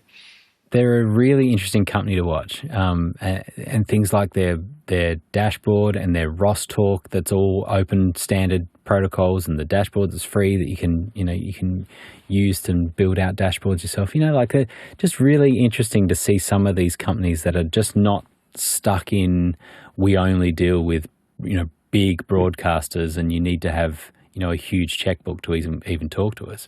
That's actually there's our accessible products that they have for everyone else. Yeah, and I didn't realize how much they have to do with news and run a show. So they were talking about in the keynote how some of this stuff is just automatically switching, and they could interrupt if they want to.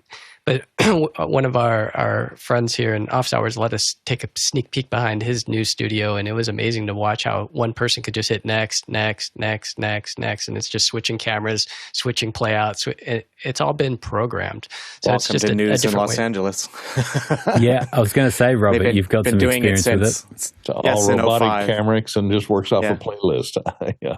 Yeah, one of Runs the local prompter. major O&Os has been doing it for, the mid 2000s, and it's all programmed MOS data out of the newsroom system, triggering CG in the switcher and everything. And it's either the director or a technical director or advancing events with a spacebar.